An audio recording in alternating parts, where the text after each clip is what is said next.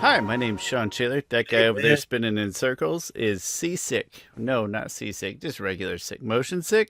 I don't know. His name's Chris Ford. He's the Objective Geek. And welcome to Avatar The Last Podcasters, where we are delighted to give you our thoughts, first in non-spoilery and then spoilery fashion, to Netflix Avatar The Last Airbender Season 2, the live-action one. And I don't know where else I was going with that other than, yeah, I'm stoked to talk about it. But first, Chris, how are you? What have you been up to this week? I've been good. I feel like I've been, very enthralled in the world of Avatar lately. Just one thing, you came over, yeah, we recorded just our quick little first impressions. So watched all of book two, and then I went back and watched book one because I didn't finish my rewatch of book one. Freaking love my rewatch book one, honestly. Maybe because I watched, maybe because I didn't watch the first episode. I mean, first episode has lots of great stuff in it. It just has some questionable acting at the anyway.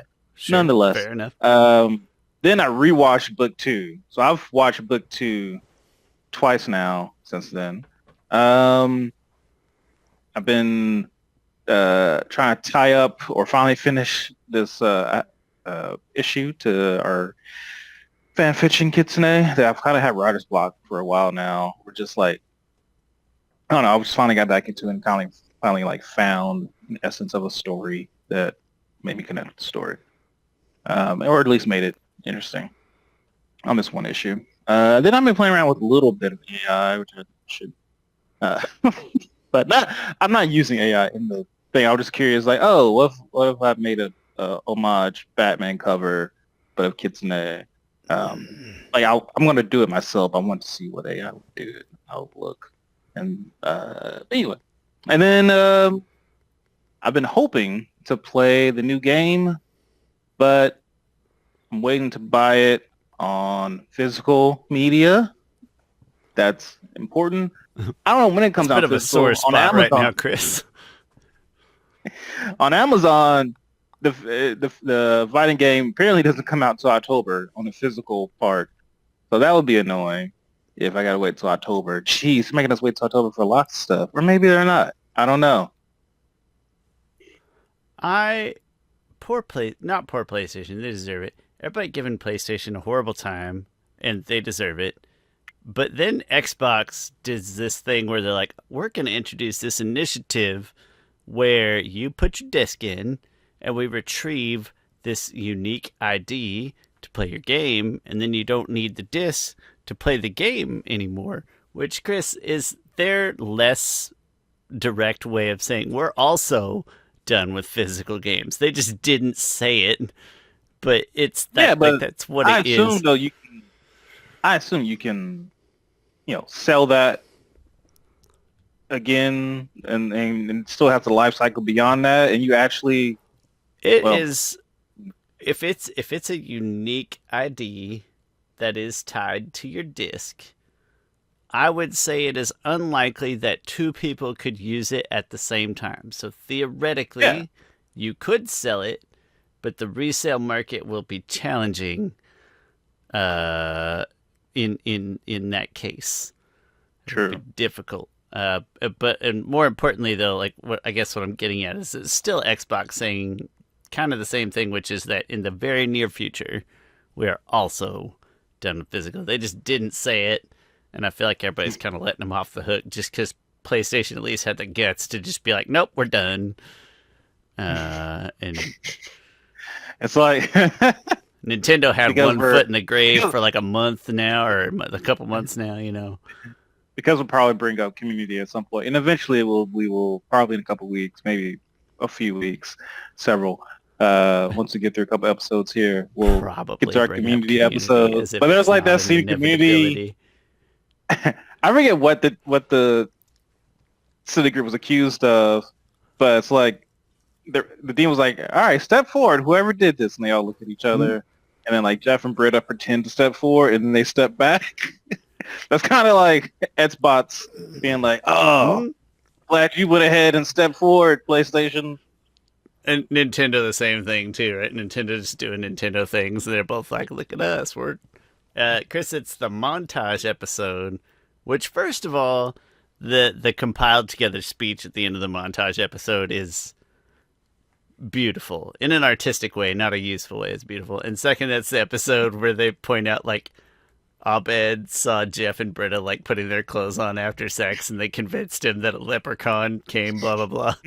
And then Jeff's like, "You guys are ignoring the larger point, which is that Abed is a full-grown man who clearly still believes in leprechauns." And that's a great moment in that speech. I think it's the end of season 2, probably the penultimate or 2 or 3 episodes before the end montage episode. But anyway, listen, PlayStation, you broke my heart, inevitably, of course, and then Xbox. So I'm not letting you off the hook. You're doing the same thing, just less specifically. Whatever, it's fine. I can never buy another video game again and probably still never play every game I have, and I'll survive. Yeah. Whatever. Chris, rewatches, we've had very opposite experiences. First and foremost, I did not get to rewatch season 2. I meant to with Heather. I just didn't get to.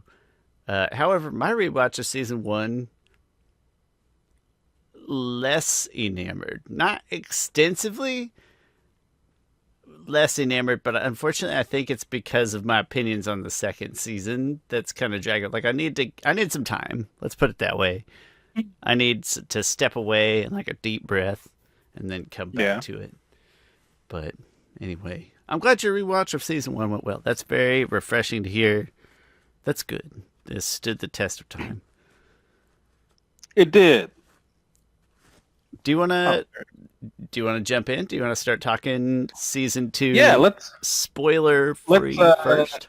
Yes, I think we should talk spoiler free, and I think before we get into our spoiler discussion, we can go ahead and give just like a high level rating out of 10, and then we'll go into spoiler. If I had to guess, the non-spoiler will take probably about 20 minutes, 15, 20. So yeah.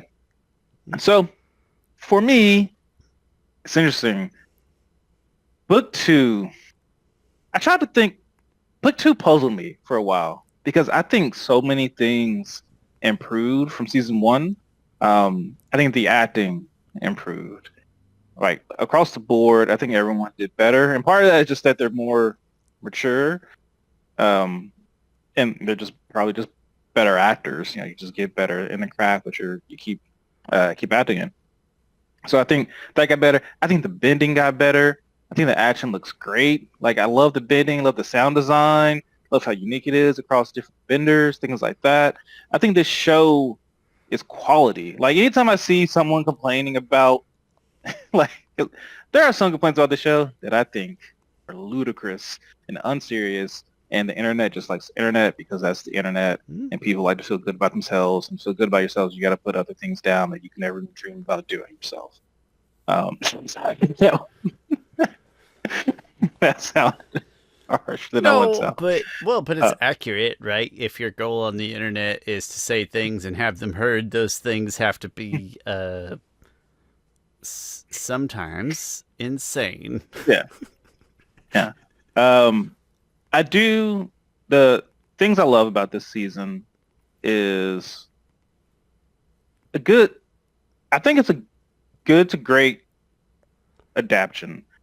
Because what this season does is that I think a good adaptation takes your characters and it keeps the soul of them, but it provides a slightly different lens or just a slightly different angle, right? But like the core is still the same. It's like you're looking at one of those three-way mirrors. Like you're just looking at it from a different angle and a different approach. But the core and the essence of those characters still remain mostly true.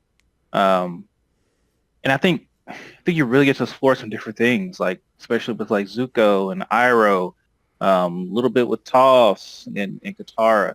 Not even as much as Katara this season. Last season, love Katara. This season, I think she's pretty okay. I think the actress is doing much better. There's lots of subtle things that the actress does that I think is really good. Like she does a lot of subtle humor and just subtle head nods and stuff like that. I think she's really elevated her game there.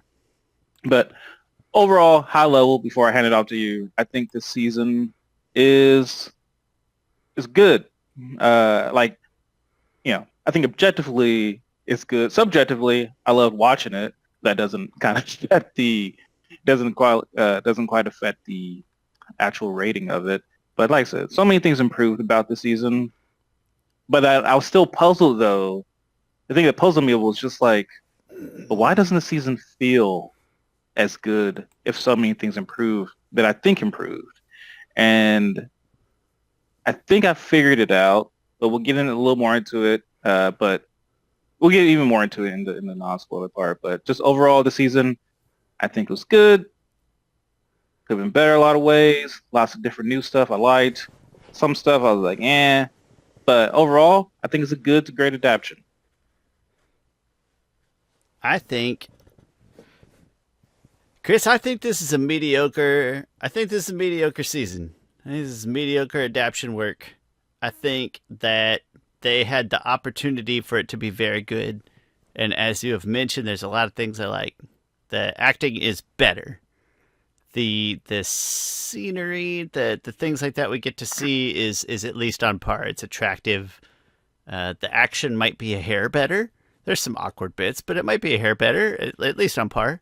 Right? Those things are good. The story that they're trying to tell is good in the way both as an adaptation in the way it's rearranged and trying to do something different, and just standalone, which honestly might, not to us, but to a normal person who maybe who's approaching this for the first time, or just who is an insane Avatar fan, might be important. Just as a standalone story, it's a good story. It falls so it has no guts. It rearranges the story, but it doesn't take any risks. It swings and it misses, or rather, it doesn't swing at all. It's like the opposite. It's like a striking out looking. It's so many places where it could have been bigger and better and more interesting, regardless of how much it would have changed from the original. Just from the perspective of telling a good, interesting story, there's too many places where it didn't have it should have just had a little more balls and took a bigger swing and tried a little harder, and it just, I don't know how to say it. Just it feels flat. It feels. I think there is to piggyback on your point about like swinging. It is I'm sure the task of like, all right, this is an adaptation. Like, what is the balance between taking some swings and sticking to what's there? Like, do we want to really piss off fans? And I'm getting to a point where I'm just like, screw it, do whatever you want.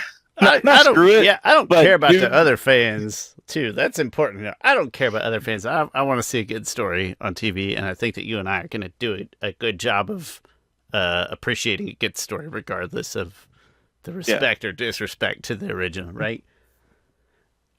There's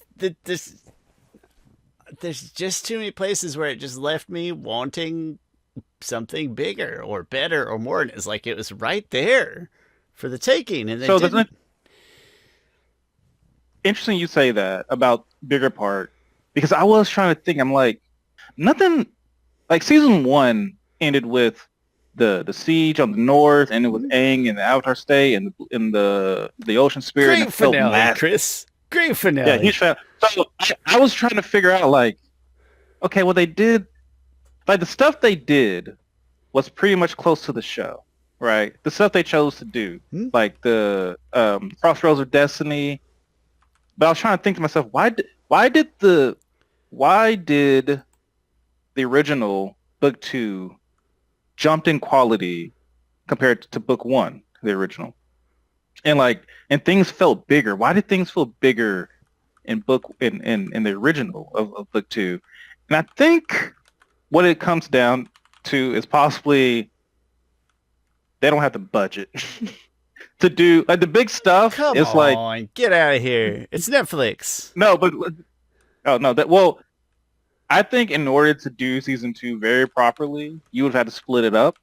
And I think after, they had good views and stuff, enough But not as to much as the first season, Chris. There weren't even as many bigger, like just big panoramic, beautiful, wide shots and stuff. It was more enclosed. yeah. Well, I mean, so my point was like season one was pretty successful, Mm-hmm. but it wasn't a grand slam. Mm-hmm. Not if season one was like, oh, this is like Stranger Things, they probably would have been like, oh, we can take our time, we can split up book two and give it what they want, because like the things we were missing from book two that they could have expanded about and could have made it feel bigger was like, oh, well, if we actually went to the desert and that, what if we had the drill? Like there are so many times where there's lots of battles that are missing that felt big. Mm-hmm. Like whether it's drill, whether it's the freedom fighters with Jet and Team Avatar versus the Dai Li. Even the Like, there's a battles lot that of were stuff. there that were good. They were good on screen, and I wouldn't argue with that because that would be wrong. They're good on screen, but they just weren't big enough. They had the opportunity to what do you call it? Go into sort of gratuitous fight scene long, and but they didn't. They were so But tame. I don't think those battles that they chose are that Not at all. big. If I think they translated the fights pretty closely, except for one exception I have, and this goes back to maybe just a lack of budget thing. So if we go by fight, like the Crossroads of Destiny fight, I think that was a pretty good. Like they brought to life the caverns and stuff and the crystal cones and whatever not. Mm. That fight is pretty much a 1-for-1. That's right? a pretty cool fight. What other fights? That was almost a pretty gratifying finale. There's a very big caveat in there. But I think the fights they chose, they adapted them pretty closely. It's just that the fights that they didn't choose were those bigger grand fights. Like the drill episode is a huge thing. Like Aang and Azula's fighting on top of freaking moving drill that's drilling into the city. Some of those other fights are a lot bigger. Like it's like the Dai Li versus Freedom Fighters Team Avatar. That's like 10 versus 8 people. Like that's a huge fight. But there was a couple moments that I thought could have been bigger, and it's like, well, why didn't they overplay this? And this is important, Chris. Even non-fight moments, even non-budgetary choices that should have been, not could have, they should have been bigger. They should have hit harder. Yeah. Non-budget related choices, just storytelling choices. Yeah, I think some of that. So one of my biggest, I think, issue with this season is the lack of emotion. Like season 2, I don't want to keep going back to the original, but we will because it's a natural thing. Yeah. Season 2 kind of feels like the most emotional season. It should be. You lose Appa for like half the season. There's a 33% of the season where Aang is in turmoil. There's a few episodes. Well, we're getting too into episode specific. There's major chunks of the season that are emotionally tumultuous of season 2. Yeah, and I just think the season sort of. I think season 1 not last year. Season 1 before of Shawn's Netflix. baby, BC, before Camden. Season 1 of Netflix show, I think it's full of some great emotion. I think it's there. I think they added on to it, on top of the original. And then season 2 just doesn't have it. There's a couple moments that I thought were good, and we can get into it at some point. But it's kind of lacked emotion. Like I think that is the biggest thing. I think I have reasons for that we can kind of get into. But I think my biggest issue with season 2 is that for me it just lacked some of that emotion. I would say that the things that got better are the things that kind of just organically do get better. Some acting, some chemistry, some scene filling, etc. things, and the things that got worse were kind of elective choice type things that I found upsetting, which leads me to say that my last bit of non-spoiler thoughts is that season one, which I still, go back and watch our ratings and reviews and stuff, which I still have my qualms with, but season one is a better season, and I don't think I'm so. afraid to say that. If we're wrapping up a little bit of our, I didn't mean to wrap up too soon if you're not ready for the non-spoiler. Oh no, I have one more point, but I agree please. I think season one was better than season two. Mm-hmm. Well, I think, like I said, they made a lot of improvements. I also think, and this might be just the optimist in me. I think they're setting up a lot of great stuff in season three. But I don't trust them now two, because they set up stuff for season two and they didn't. Now I don't even trust them. I think they've been planning. Like, there's stuff in season one that I felt was somewhat throwaway, like the fall of Omashu. Mm-hmm. And they started off like that storyline carried straight into it, and it was a huge part of this season. Of like, hey, these refugees had to go from Omashu to here. Like, we got to get like that story. So to me, they are thinking overarching ideas across all these seasons. And so I think I'm hopeful that they will land this plane. One thing season three has bigger battles. It's going to feel way more epic and more grander and bigger. But and if I think this they can season do that performs less good, what's going to happen to that budget, Chris? How are those fights going to look? Oh, it's already filmed. It's done. It's a wrap. Yeah, they're done filming. That my trust in their moment to moment choices is a little damaged at the moment. I'll have to see it to believe it. My last kind of non-spoiler point is, I think this show really pointed out to me the difference between animation and live action, just in general of everything. Like, animation, every episode can be as big as you want it to be, right? Like, you can.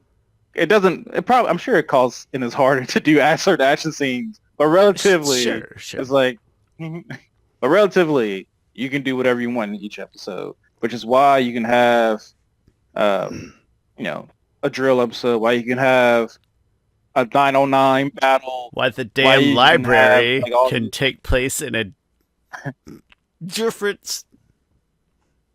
It's okay, Shawn. You know what? I'm not mad. That's I actually, no, that's fair. I think I'm overreacting to that. That's like a microcosm of the larger season. I would say that does bring about a point. You know, Chris, someday, like, if we're both in a good mood, we're both feeling all right and can have a nice discussion. Like, I say that like we don't always just have nice discussions. But talking about the need... Me and Shawn's been beefing forever. Chris is dropping his diss track next week. It's anti-Shawn. Yeah. 15 straight tracks. It's called You Don't Know What a Travel Is. It goes back to our one-on-one great basketball. Great deep cut. Well, mine is called the definition literally varies by league, but it'd be fun, not fun. It'd be interesting to have an episode about the need for live action. I think we keep adapting things to live action that are better in animation for the reason you just described. They are better by default in animation. So part of my conclusion, which is a half-baked conclusion at this point, but TV shows I think are better in animation. I think you have as much budget as you want to tell whatever story. Tells big fights, but I think live action. I think live action movies. Like, I think there could be a great live action Kyoshi novel, like, movie. But could it be a live action adaptation of the Kyoshi novel and not of the TV show? You know what I mean? Like, instead of something that we already have this beautiful kind of animated imagery in our heads of what it's supposed to look like. So take something that was a book that we all might have different interpretations of, sure, but and put that in a movie form, or I don't know, in live action form. I mean, I think think you could make a live action movie of every single season of Legend of Korra, pretty much. I mean, you cut some stuff out. But I think both have their pros and their cons, right? Like the pros of live action is like, wow, this stuff is brought to life. Like whatever was in my head and on the screen is like it is more tangible and real, right? Like there are so many scenes in this and in book 2. I'm like, oh my gosh, that looks amazing. Like this show, I think looks great, and I think it really brought a lot of stuff to life. I want to give the credit for that. Like the serpent looks great. I love the way Appa looks lots of times. I've loved the most bending, of the scenery. all that has stuff. been really cool. Yeah, especially this season. I think they did a lot. I was worried going into the season that it was going to be bad budget, but that worry was unfounded. And even the we were really worried about the crystal. It looked weird in the trailer, and then it barely manifested. But in the trailer, it looked it looked like a high school play in the trailer, but it did not manifest. I will spoil that. It better than advertise. Chris, it mostly looks tremendous.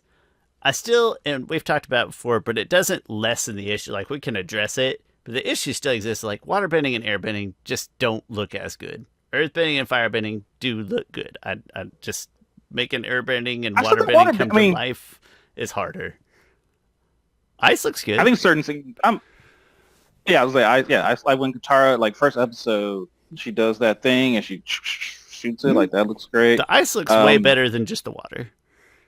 Which I know we're like water when you're rapping. Yeah. But hey, I have no issue with that because I can suspend my disbelief is already suspended. It is, but for the same reason that you can suspend your disbelief is the same reason I think that like you and I can enjoy it just as much in an animated series. That we cannot see an animated series as like a demeaning, a childish thing, or like that's the same skill that we have that makes that possible. To like, yeah, I'm happy to suspend my disbelief to play a cartoon video game, to see myself as Link, even though he's clearly not a human, I think that's the same brain power at work. I could be mistaken. And visually is definitely not the place where I have the issue. It's just, again, we've noted before. Air, we haven't really talked about air, but air is tough to make look good. I think air looks kind of fun. Like air is kind of just nothing. That's a funny way to put it.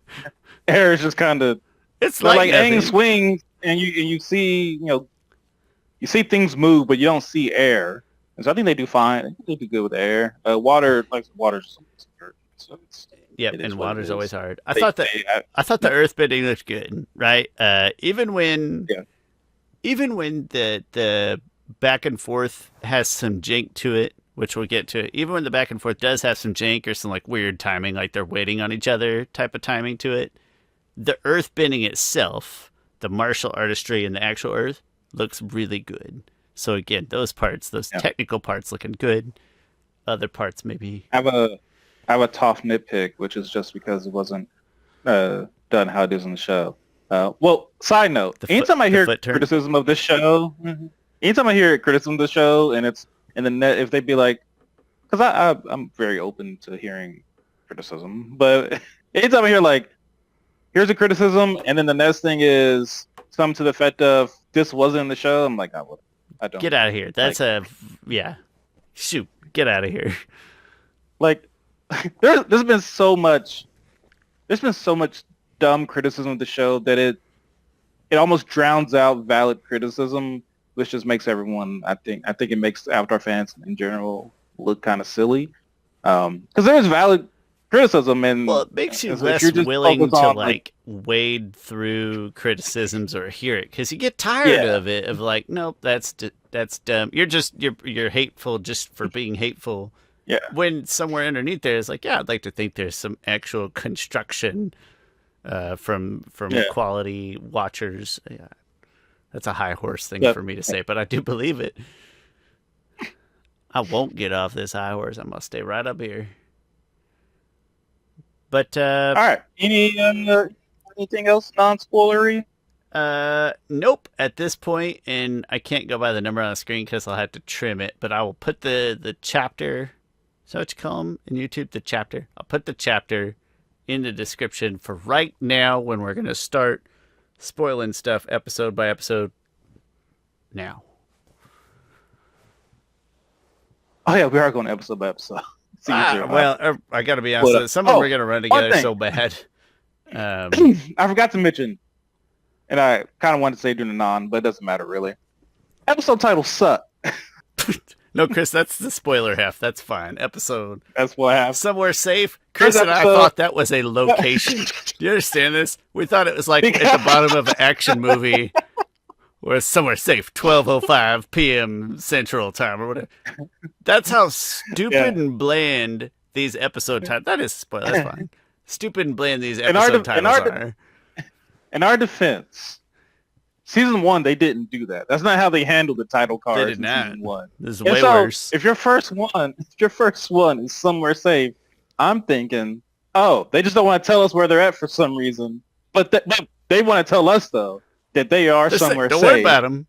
They're somewhere safe, which is ridiculous because they're not. And then the first thing Aang is like fighting Fire Nation people, and I'm like, this is somewhere safe.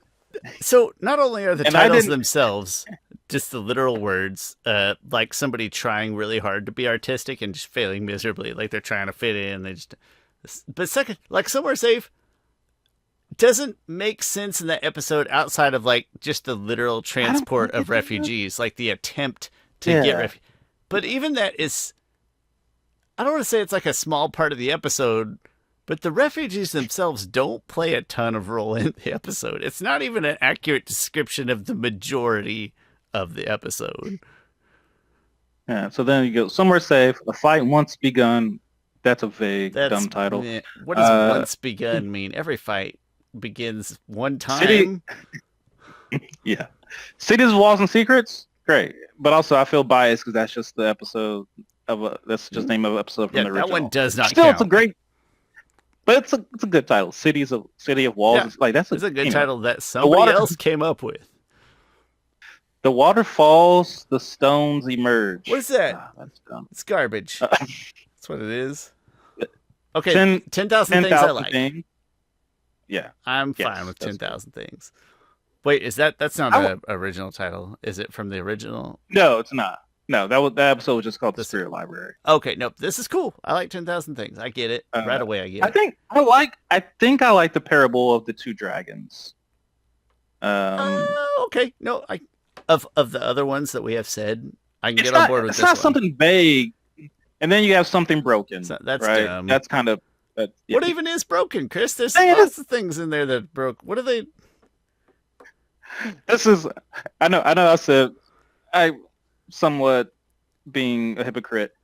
But the title, Crossroads of Destiny, I think is a great title. Because it's perfect. That's what happens in that episode. Yes, Zuko's at his crossroads. Yes. Yeah.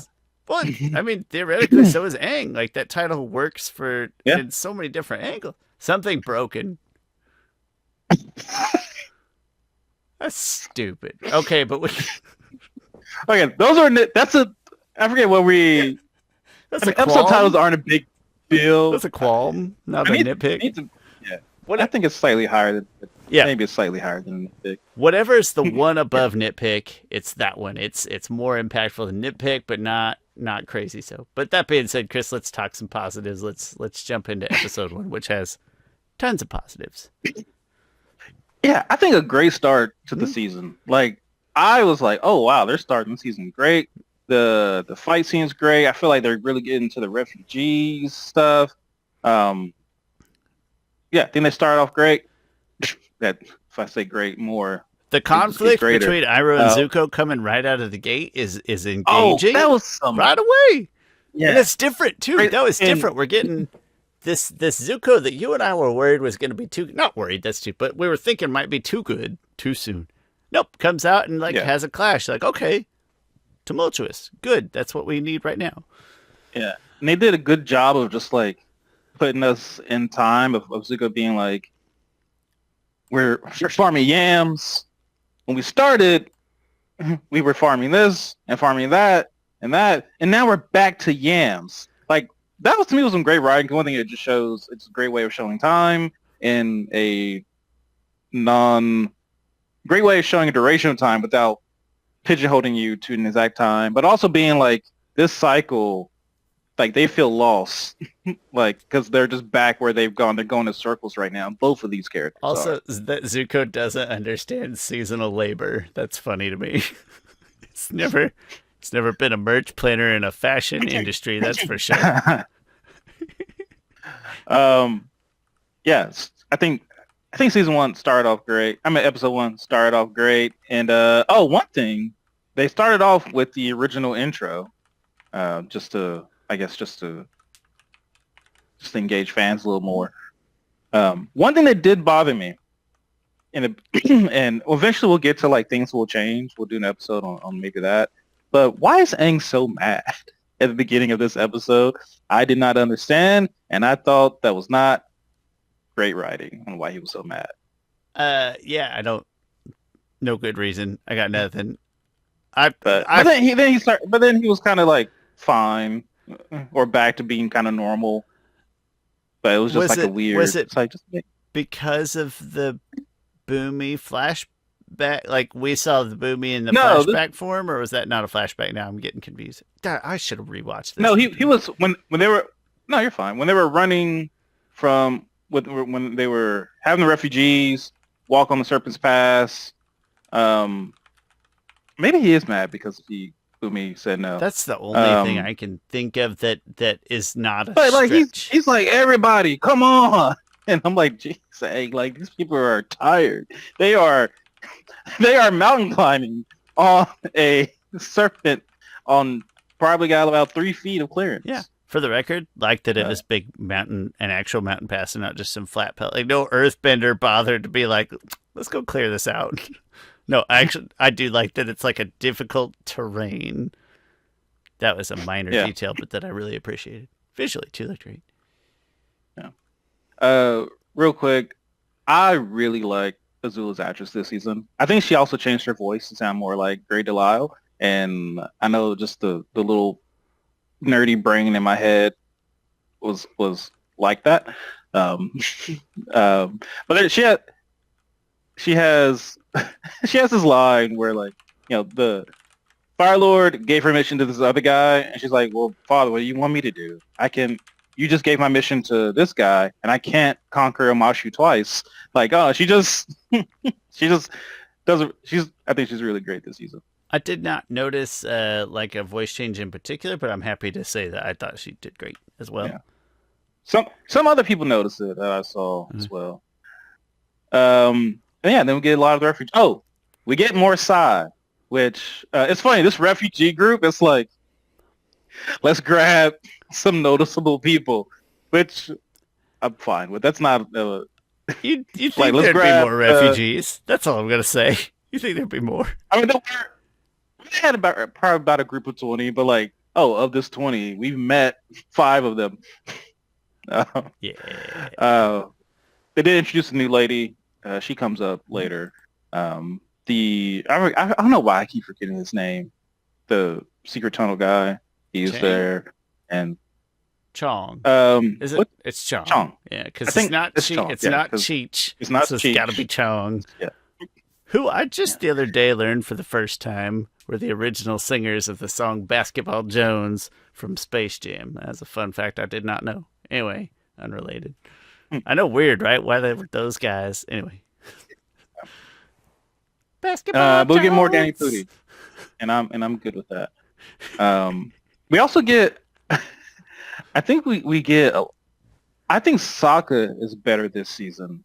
I think that was one improvement this season. I think his acting skill, I didn't even think he was bad last season. His acting skill has noticeably improved. Yeah, I think he's a lot better. There are some forced stuff this season, which we'll get to, like the clinchiest line, which is kind of cringe. That's writing, though, right? That's he. I feel like he. That is absolutely right. That's bad writing. That is, yeah. Also, it was forced in there. Yeah, it should have happened sooner. It could have still happened. There was no reason. It couldn't have happened at the party. There's no reason for him to. Yeah, there was no reason for him to bring the drink And it would have back home. It would have still been different, completely different, Yeah. and way better, Chris. God, I'm getting ahead of myself.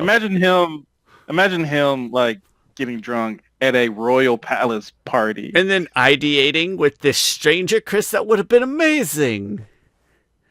Yeah. Whatever. But I really like his stuff with Suki this season. Like where they diverge from like in the original show, him and Suki, like, you know, Sokka is hesitant because he lost Yue, but by the end of the episode, him and Suki are good. Like this season, it's like, no, Sokka's dealing with that hard.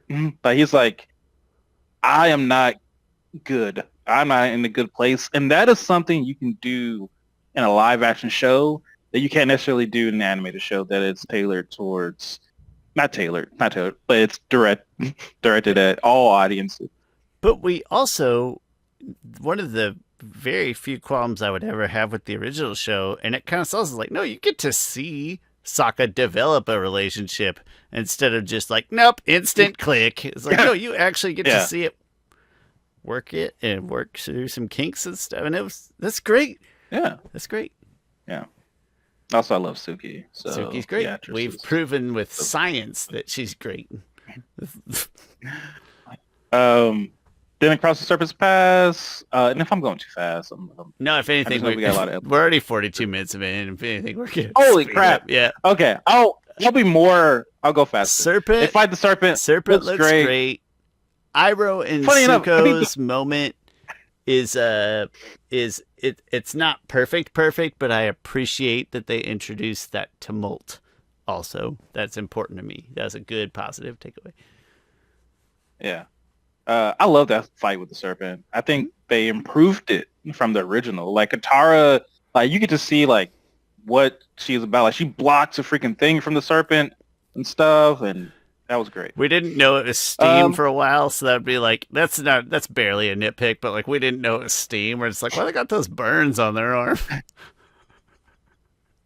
I think there's some stuff that, like, I know story. To me, parts of good storytelling is just not giving your audience everything. Just be like, oh, if they pick it up, they don't, whatever.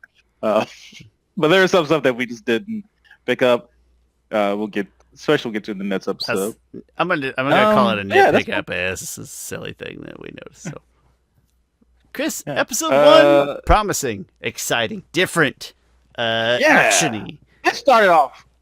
I think episode 1 started off. It might be the second best episode of the season. There's only 7. It might be the best or second best episode in it. You might be right. Started off great. It freaking maybe set the bar. It might have. Because episode 1 in the original, like outside of, episode 1, not in the original, episode 1 of season 1, besides like the new added stuff, like with spies and stuff, like that stuff I thought was really cool. But the stuff that was like more of adaptation, like it was just like, this is okay. Yeah, I guess. Okay, yeah, we're here. I get. Like there's some bad acting. You're hitting these beats. Yeah, that's good. A lot of talking heads. Less talking heads in this episode. So, set the bar high, and Chris, I'm glad we waited till the second episode to. We never did give our ratings for in the non-spoiler. That's okay. We'll give our ratings later. That feels like spoilery material, right? Maybe. Whichever. Maybe just giving your ratings. I think it's whatever. It's too late now. Yeah, fair enough. Episode 2. A fight once begun. Whatever that means. Fight once begun. I don't even remember when they said it in the episode. Did they Shawn, say, Chris?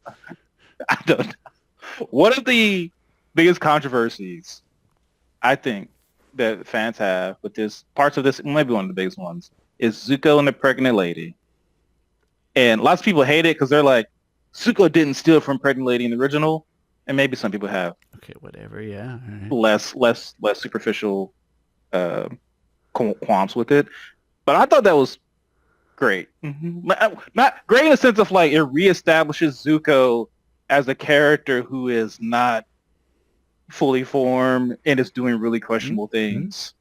It sounds backwards, Chris. I don't like that it actually didn't have any kind of consequence, really. Like, they're still fine later, right?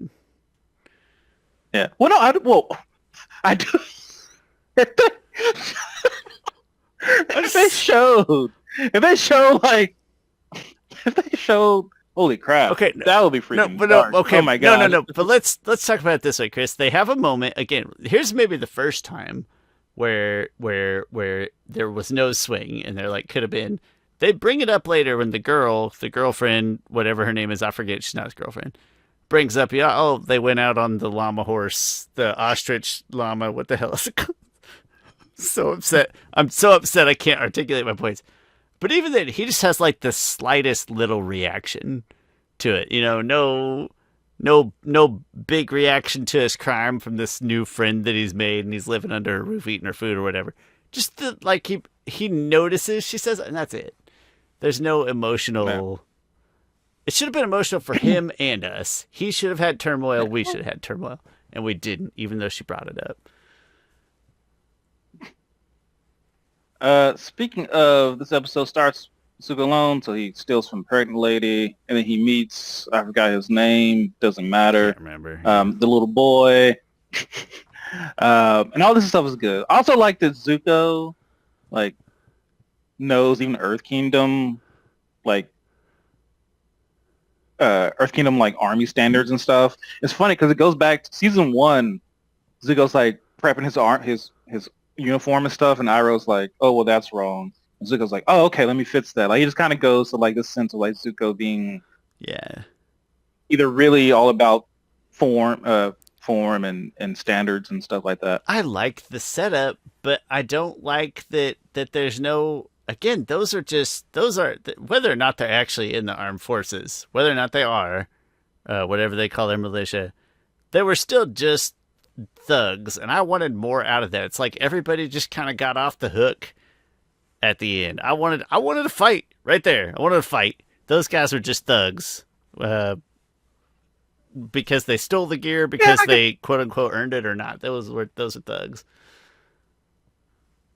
I mean, I think they were absolutely the soldiers. They were just terrible thuggish soldiers, shitty ones. And Zuko went through all the trouble to stand up for this strange kid. It's like, no, go ahead and fight those people with no bending too, right? With no fire bending. That's where the intrigue comes from to me. Yeah, I want to fight. So since we can just kind of talk through that side of the story. We don't have to go through order in the episode.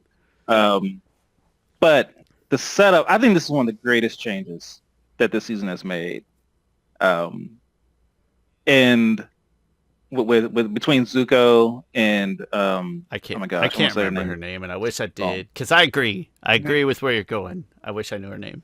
I'll Google it. Yeah, like to combine the character song from book 2, the where they Iroh and Zuko visits his family, he steals the ostrich horse, to combine her character with the mom from Zuko alone into a love interest for Zuko, because that girl in the original didn't feel like love interest. No.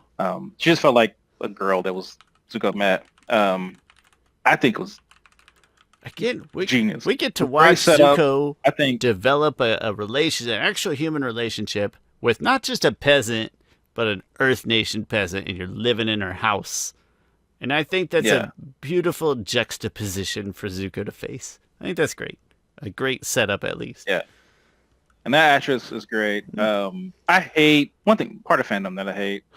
Sometimes I gotta think to myself that sometimes people on the internet are immature, like literally immature, like teenagers and stuff. Is her name or Faye? Faye, yes.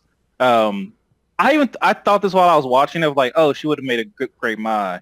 But people have kind of like pitted this actress against the actress for May, and like, lots of people fat shaming her. Which the thing is, she's actually not. One thing, you shouldn't fat shame no matter what. Yes. But the actress herself just has a round face. Does. Like, she's really not fat. I'll say just on 2 counts. First of all, just stop. Second of all, you're wrong anyway, so stop. Yeah. I will say, Chris, I wasn't as fond of this. I do think this actress would make a better May, but I think she's a good actress. She was a little flat for me, which is probably why she might have made a good May. She was a little. I'm gonna refer to this several times, but like a removed flat teenage vibe, and she had too much. Yeah, she's that would have made a good May, though, so I get it. Not for fat like, reasons. That's stupid. Yeah.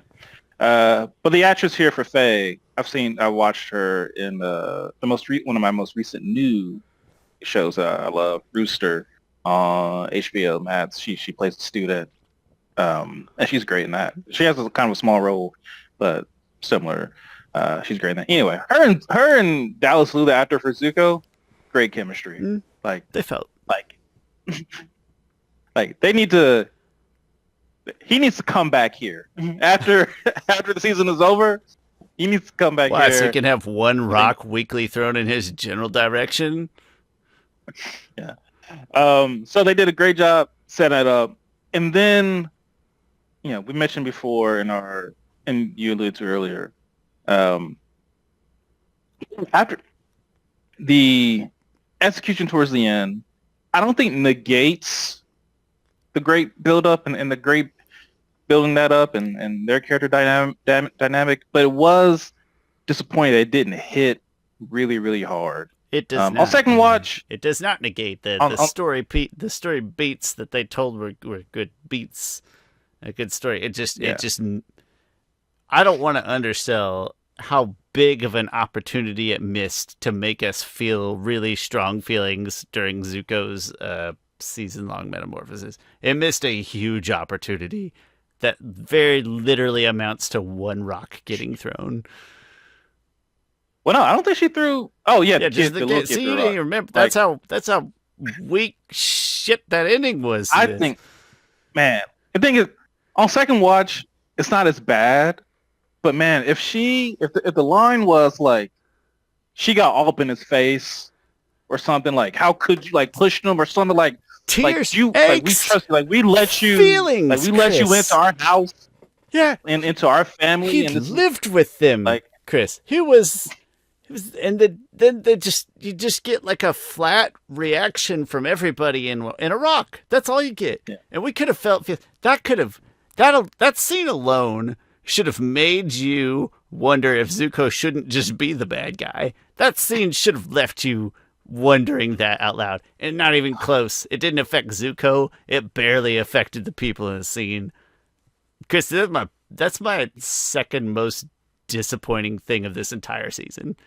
That bit. So it is disappointing. I don't want to hold it fully against the show. All right, I compare this to LeBron James. My worst. Sorry. If he goes to the Sixers, I'm actually going to cry a little bit. It's going to be so mad. The criticism of LeBron, and I'm not LeBron James fan, I'm a phobia, but the criticism of LeBron that I hate the worst is, he's 4-6 in the finals. And I'm like, well, he got to the finals. You'd get to the finals 10 times. What's wrong with you? I'm like, hey, I'm not going to hold it against him for not being 4-0. Instead, he's 4-6. It's like, and so Bill Self is 2-5 in national championship games or something like that. Chris, and what do you? So it feels disappointing. It feels really disappointing, but I don't want to necessarily hold it against the show because they gave me something. They got to a certain level, and that was great that they got to the level. They just didn't. But doesn't they just didn't reach it promised land completely? But it would have been so easy, Chris. That's not a budget thing.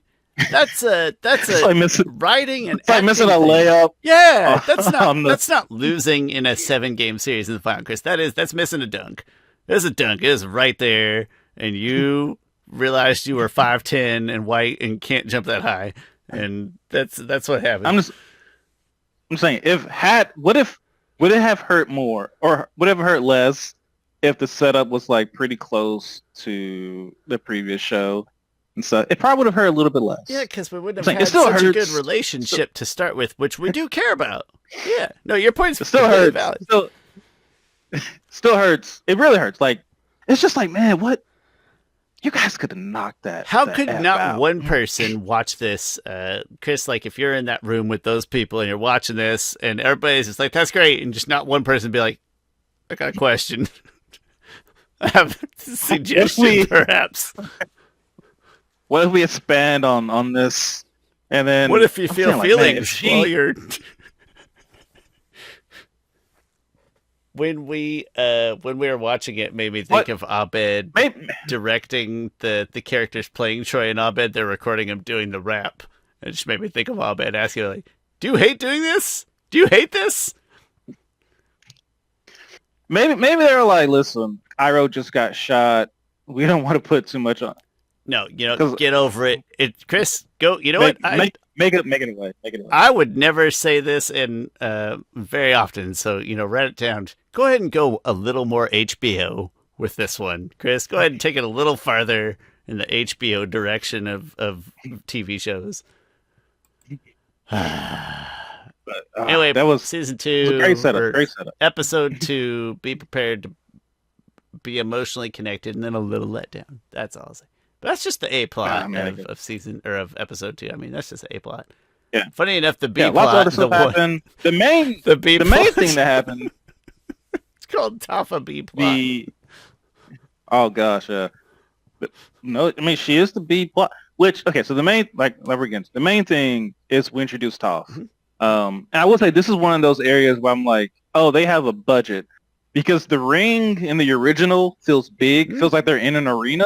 Like you're watching And this one here, WWE Raw. yeah, and this one feels like you know in Legend of Korra where she's fighting. It's after she gets paralyzed and she's fighting that Earth fight. Yeah, that's a great cover. Just underground fights. And like, yeah, it's just underground fights. Like that. This looks like just underground fights. It's like there's no big money involved and stuff. But I wanted it While to the be a original big felt arena. like- That's not a change Yeah. that I because the wrestling part of it all was part of the fun. Yes. Yeah. That okay, I'll say Uh, that's probably that's maybe qualm, but I just want to note because I know I've been pretty negative here in this episode that I really do like Toph. I really do like the earthbending in here. Yeah. The only other like negative note related to this plot that I can think of off the top of my head, Chris, is the way that they introduce the fights. You remember they pull the little prank by like telling them everything about the fights except for where it is, and then they pull out that none your business joke. Yeah. That's some pretty bad. Yeah, writing. that was like, listen, we got one thing. We need this moment. One thing they didn't have to do. They could have just been like, they could have just saw on a poster. Like Team Avatar could have read, oh, on a poster, Earth Rumble. Yeah. But That's where's where it at? And the then wrestling the people dynamic come too in. would have fit better to the showmanship of the whole thing, and then this underground nonsense would have been necessary. But Yeah. whatever, it's fine. That's qualm to but yeah. nitpick maybe territory. So one other thing about this fight with Toph versus the Boulder, and one other reason, like Toph's introduction felt bigger in the original. Uh-huh. I think it's because she went 1 versus 7, right? She fought like 7 or a dozen or so people by herself. And they didn't do that in this episode either because of budget or because of just like, well, we just got to tie these stories here, there, so we got to drop that part of They it. didn't have But that's the time another in this one either. I don't feel like. maybe, yeah. But that's another like thing of like, why doesn't this season feel as big? Mhm. Because Toph's intro felt big. It was like, holy crap. Yeah, Like, wanting the ring is bigger. She's taking on all these people by herself who are apparently some of the best earthbenders ever. her So that's another reason why, yeah, it doesn't feel as big. Toph's intro in the animated series felt like Korra busting through the wall saying, "I am the Avatar to deal with." It had the same gravitas, but for like an entire episode. Yeah. Whereas here, it felt like just introducing another character, which is not a great feeling in this case. But yeah, so they're introduced to Toph. They go to her house. They meet her parents, whatnot. And I do really like the actress for Toph. I think she did a great job. I like the whole and all Toph, the whole Beifong family. The parents are good. Toph's good. The servant fella, he's good. The Boulder is a little rough, but he's supposed to be a little rough. He's supposed to be kind of jaded. Yeah. That's fine. Yeah. And then there's some side Azula comes around, and because she fights Azula and her posse fights Suki. I like a lot of the hand-to-hand fighting. Like Suki versus Mei and Ty Lee. I think that stuff was great. I think that May and I think Tylee's stuff doesn't look as good as the bending stuff, the pure hand to hand. I would prefer the bending, but that's not to say it looked bad. Just I think there's one scene that looked weirdly CG of May running. it was That looked really awkward. I can't just you have to see it, and when you see it, you'll be like, yeah. "That's what Chris meant." It was weird. Yeah. But I love Tylee. Like her cartwheels and stuff, and the character is very cartoonish, and it's funny.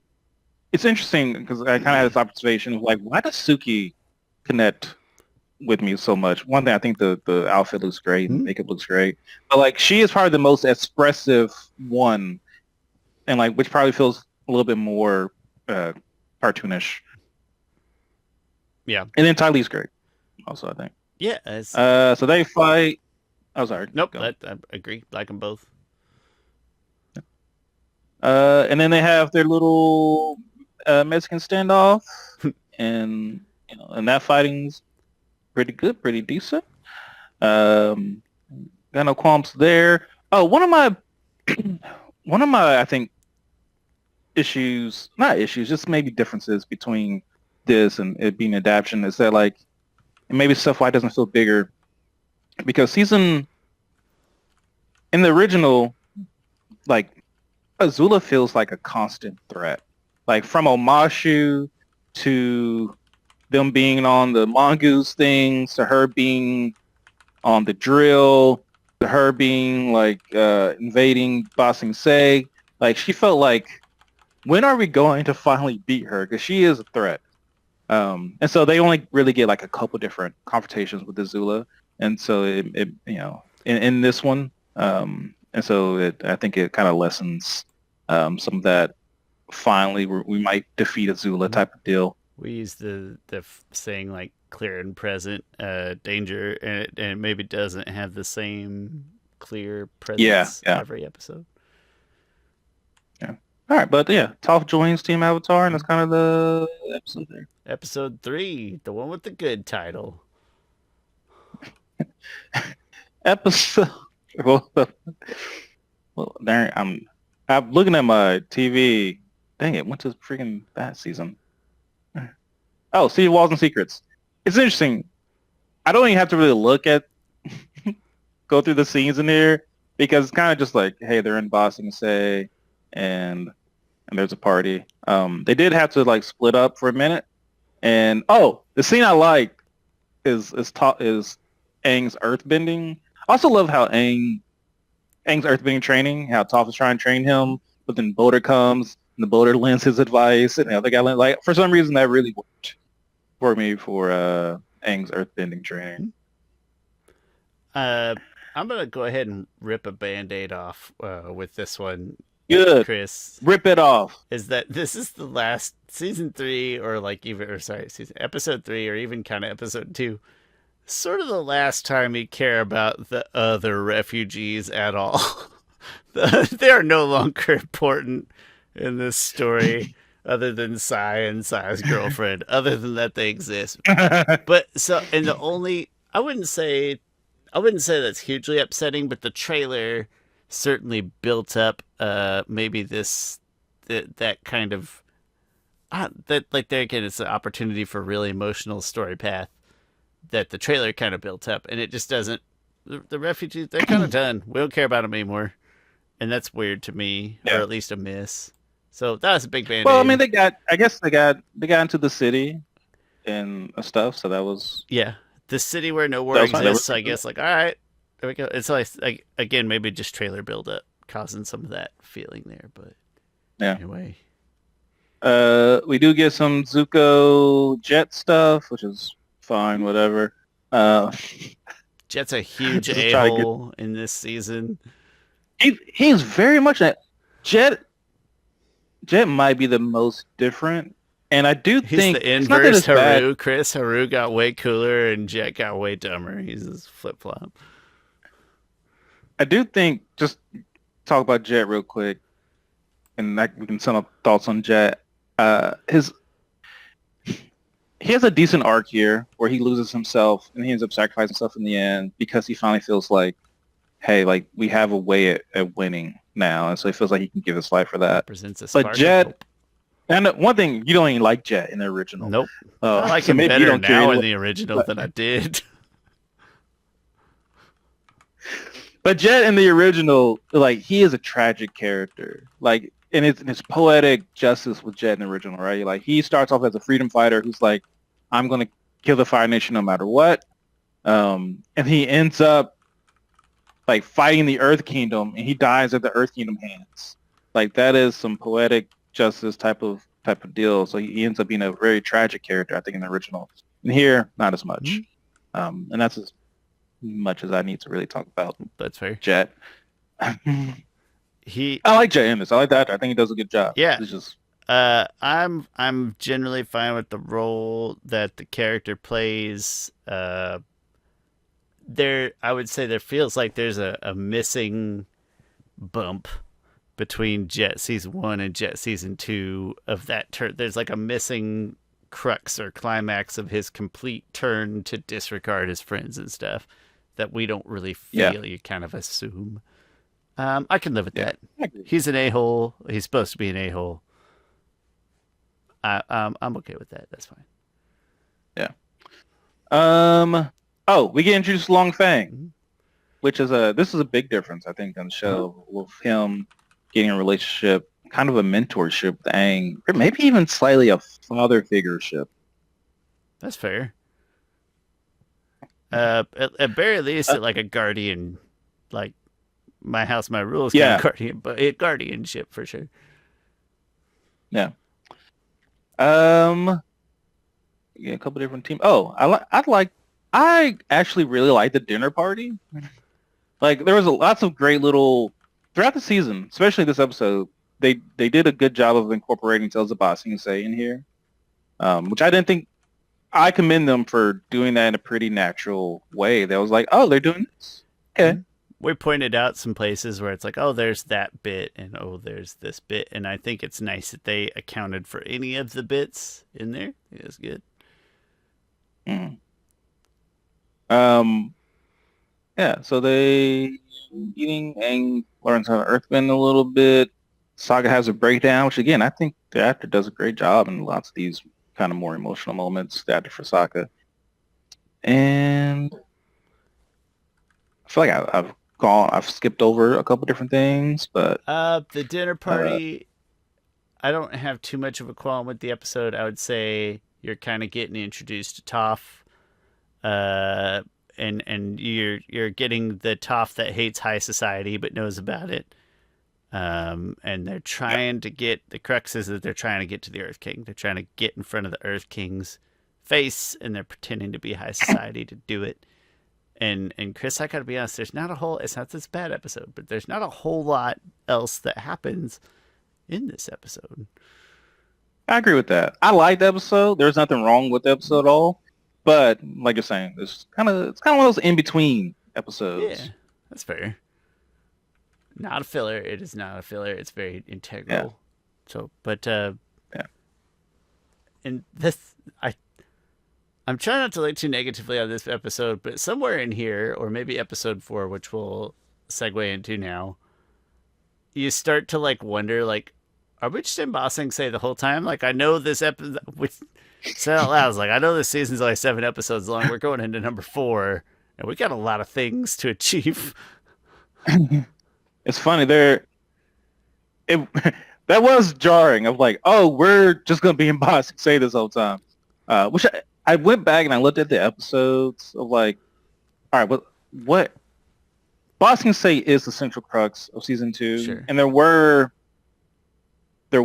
like the parts in season 2 in the original that they go to that they don't go here is the desert. They still go to the library.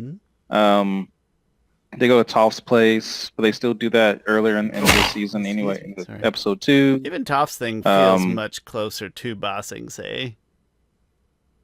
Yeah. I don't know why. They go to the swamp, and they already went to the swamp in the previous season.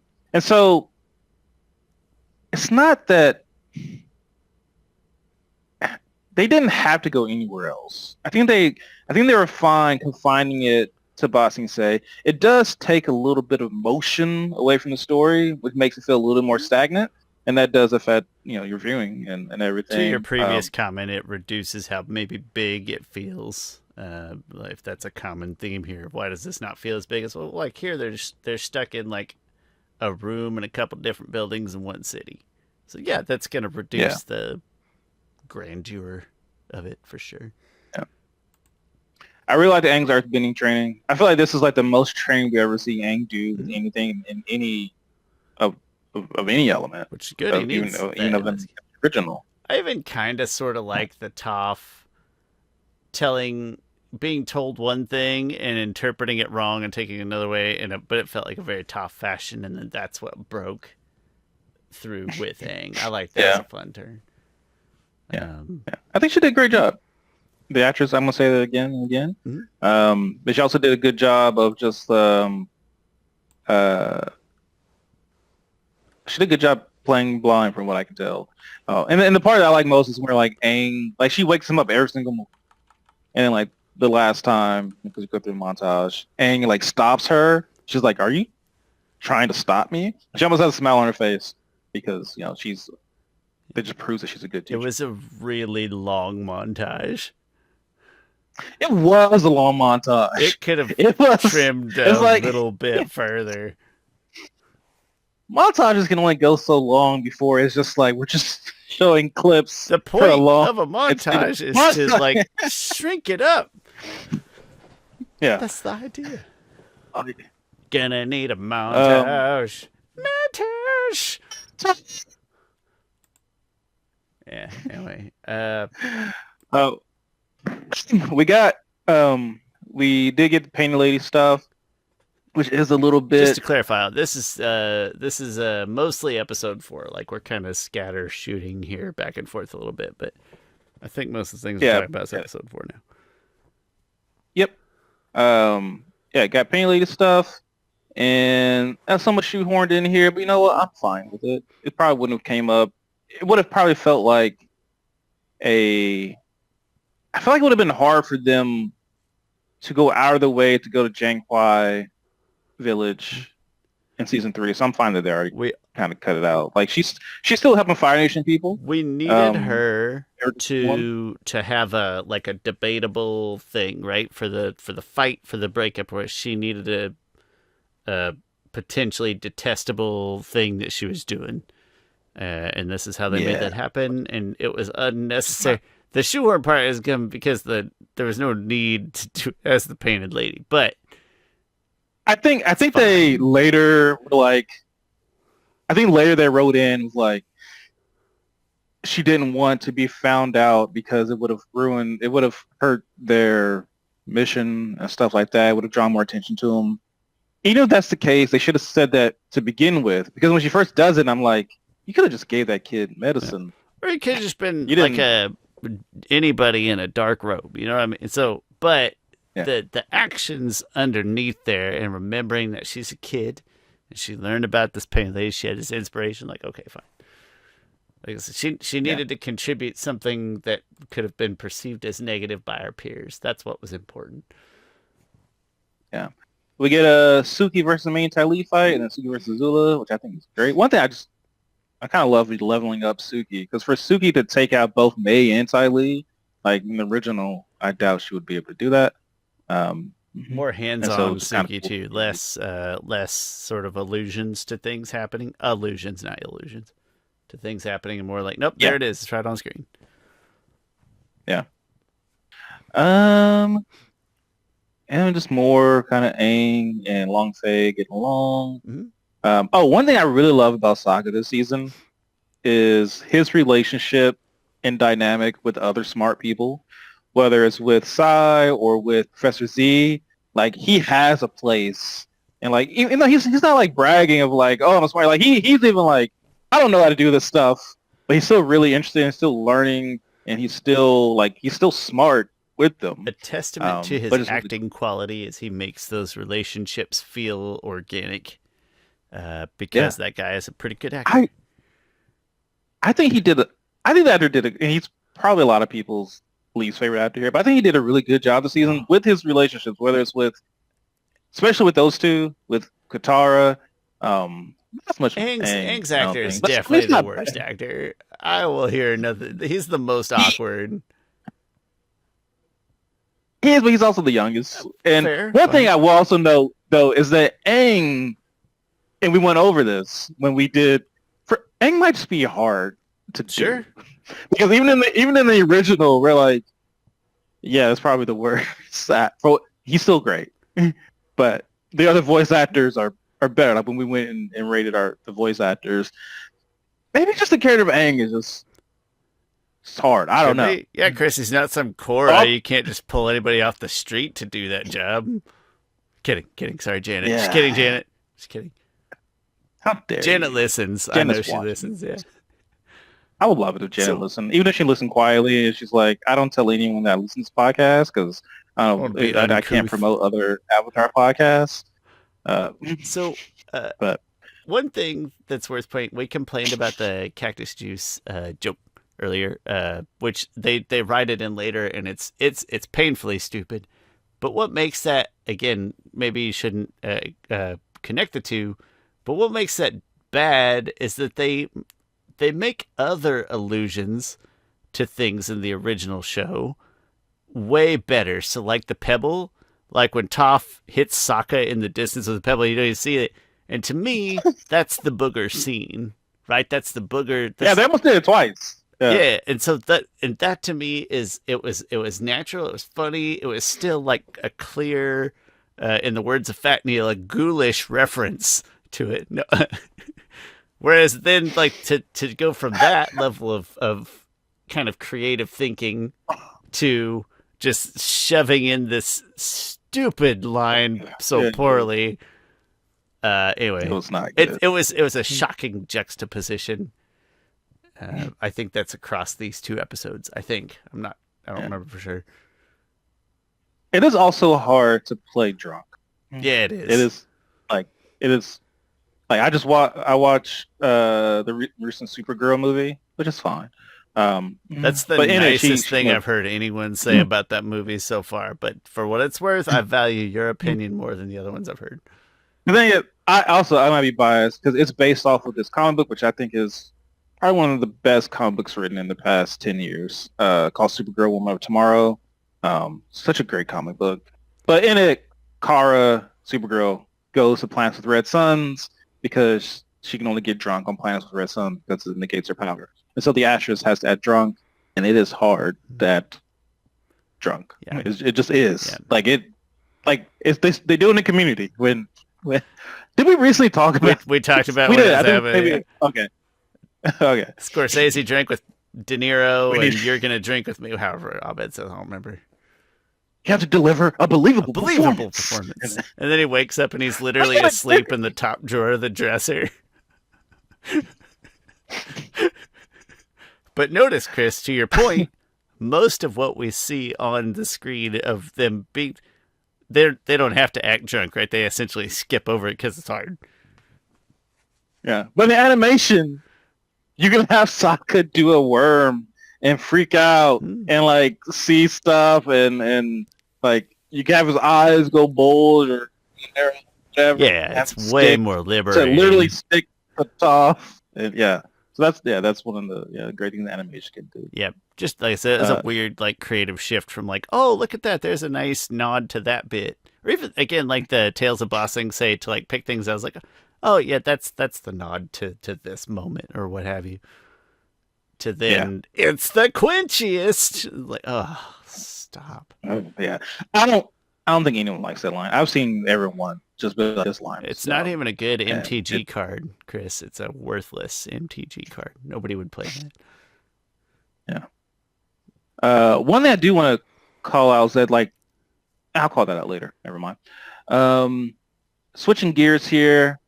One thing I really love about this adaptation is the changes to Iroh. Like, Iroh's not a fully formed character like he is. And this one shows it. Like, Iroh, that the Earthbend lady comes up, be like, never forget, like, what the Fire Nation did. And, like, she puts all the names of everybody into the walls. And Iroh has to see, like, visually, Iroh has to see his atrocities put out in front of him. Chris, that was Holy one of the crap. most emotional parts of the whole season, and it was just like half of a line. I mean, kind of as a compliment, but kind of as a detriment to other people. It's like, yeah, it's like half of a line and, you know, a whole scene. But like that actor, first of all, that actor crushed it. He made me feel things. I don't remember his name. I think it was a girl. But you mean Iroh Iroh. himself. Oh, I'm sorry. He gets beaten over the head this whole season. He does make me feel things. Good for him. Yeah. So great scene, great and like addition. it's such a different Iroh. Like I understand that this Iroh is way different than the fuddy lovey uncle who has knowledge for wisdom for days and everything. Man, this one feels real. But to show an Iroh who has to fully have redemption and go like they're showing us Iroh's redemption arc that he had before he came back right after Lieutenant's death. Like they're showing his redemption arc right now, like parallel to Zuko. And I think that's interesting that like usually, you know, Iroh's here and Zuko's over here. Right now they're kind of going right with each other. And like they're diverging, should have been called Crossroads of Destiny. And they're diverging at the end of this season. Why would you say it, Chris? I don't understand the connection. It's nope, Chris. Instead, it's the water falls, the stones emerge, or something broken. Someplace the last safe. episode. Don't put some in your title anywhere. Just something, somewhere, somebody. It makes me think Unless of it's is it somebody John you love. Mulaney talking about the saying, "It's neither here nor there."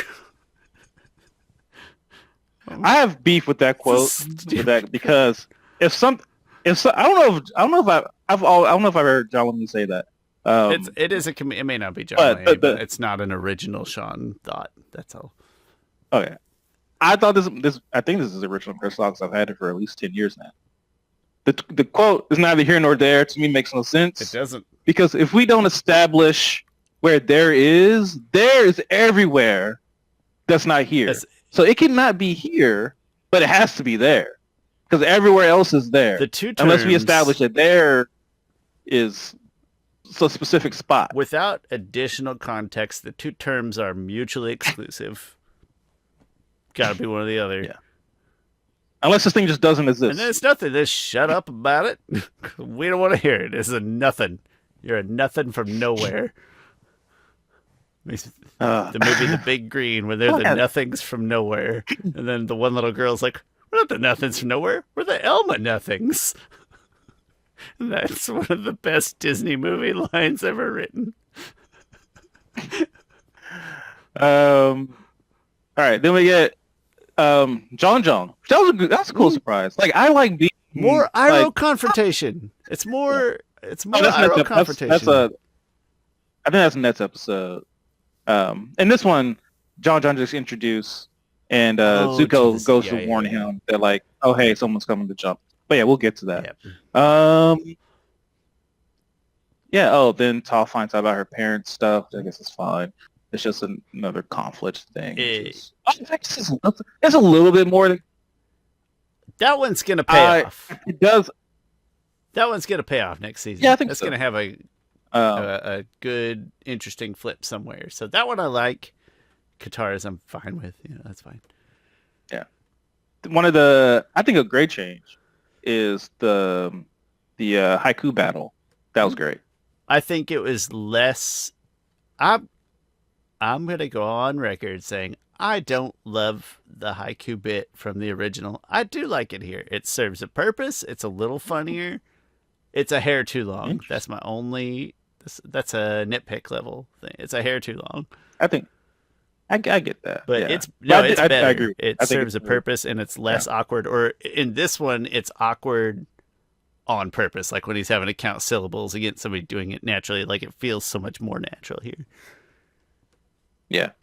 Good job. Yeah, I agree.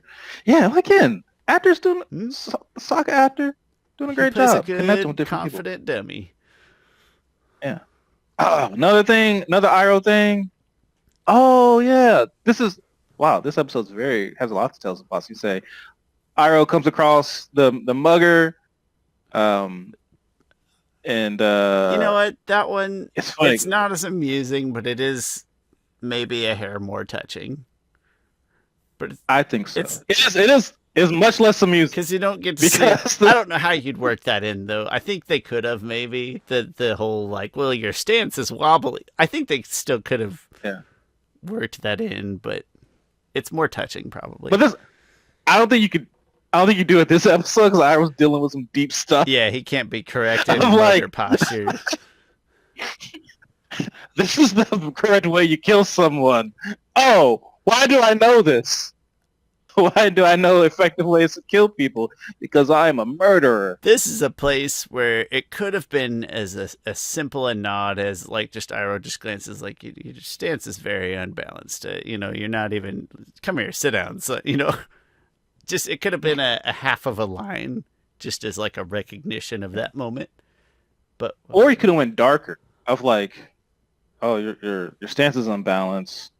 If I was you, I would be able to, put you got to put the knife to the throat. yeah, Or right to the throat. or somewhere. Not like And you gotta like beat if you it, cut pull the someone trigger. here. Like if you the way your knife is positioned, if it stabbed me, it will not hit any vital organs. So, Yeah, I think Now- something now if you're could have going- been done. That's either way, it couldn't have been comedic. I don't probably not. It would have had to be Just- forlorn at best. think. Yeah. Oh, Blue Spirit stuff. This is where we get the Blue Spirit and Painted Lady that Shawn loves so much. Yeah, why not? Zutara. Man? Let histories collide. I think I called this that they were going to do a little bit more Zutara You stuff. did. You absolutely And did. and And which they I don't did. mind. They did. Fine. I don't have a problem I with didn't dis- it so far yeah. here, Chris. As far as just like setting the ball on the tee for the Zutara shippers, and then later just get pulled off the tee, like Lucy and Charlie Brown style, because it's not going to happen. They're just putting a little more meat on that bone. I don't have an issue with any added Zutara moments here. I don't think. It all felt natural.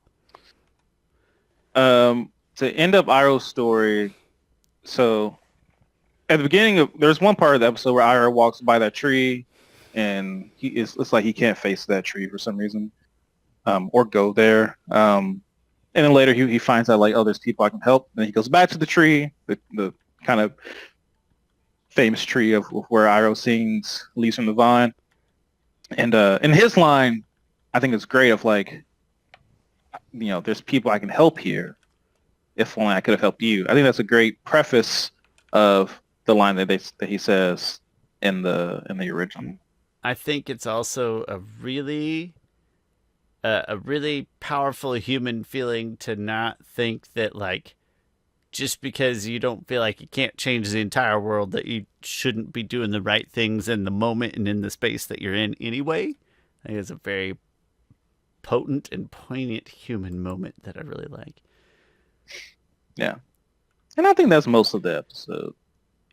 I think enough. I think you can know that both Zuko and Katara and also Jet face emotional turmoil about helping these Fire Nation refugees in Ba Sing Se.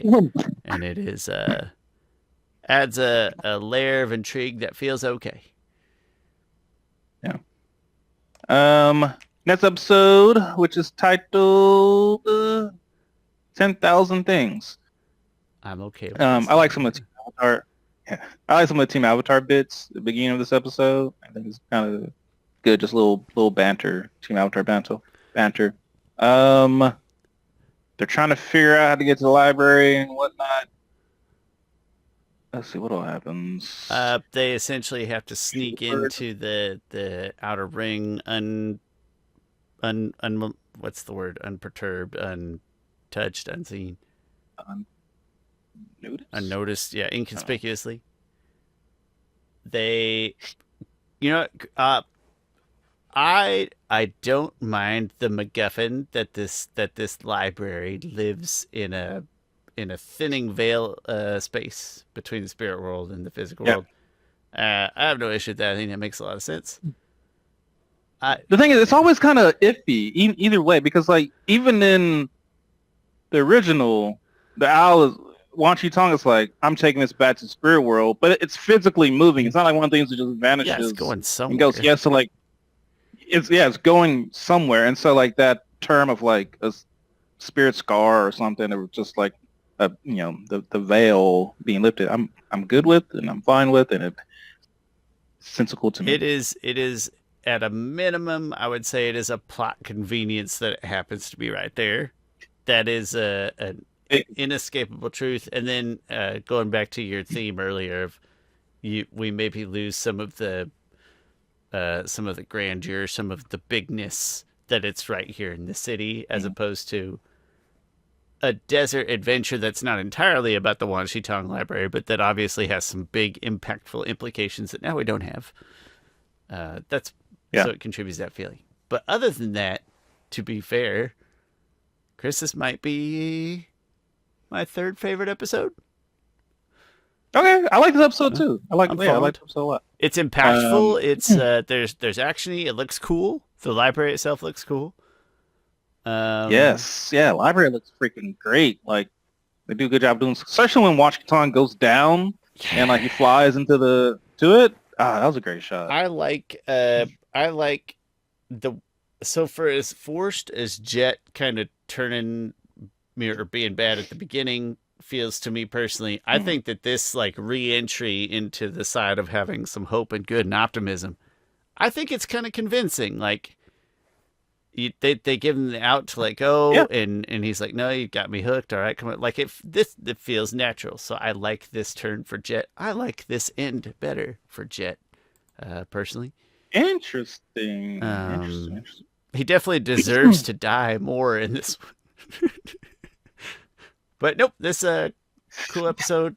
I don't know how much time we would want to spend on the details of this episode. No, that's not true. There's some really cool details in here. The one I do want to allude to is that I do hate Professor what's his name, Professor Z being the narc. That kind of annoyed me. So it did annoy me at first, and then on my second watch, I noticed that anytime he's talking to Sokka about knowledge, and he's like, "Oh yeah, we're both knowledge seekers. Like we connect on that." Like they never talk about the war really. Like even and like they never let him in on the plan. Well, the original plan is like, "Hey, we just need to find out when the comet is coming. Like that way we can protect ourselves of when the comet is coming. It's not necessarily to be against someone. It's just we need to figure out when the comet's coming." And so even when he's constantly about, when he's even talking to Sokka, just about knowledge and I love knowledge, like knowledge just for the sake of he's war agnostic. And he doesn't even care about the protection part, Yeah. And like he just wants, even when they're in the library, he's like, "Oh, I just want to look at this." Like, hey, we're on a mission here to save lives, and Sokka's like, "I can just go ahead and do this." Yeah, I would like that very much. Just go. I will be here. And so I think on the second rewatch, I bought his betrayal more. It's funny. One of the things I like about this episode is I had a hint. I feel like I had a sense of like someone's going to betray someone.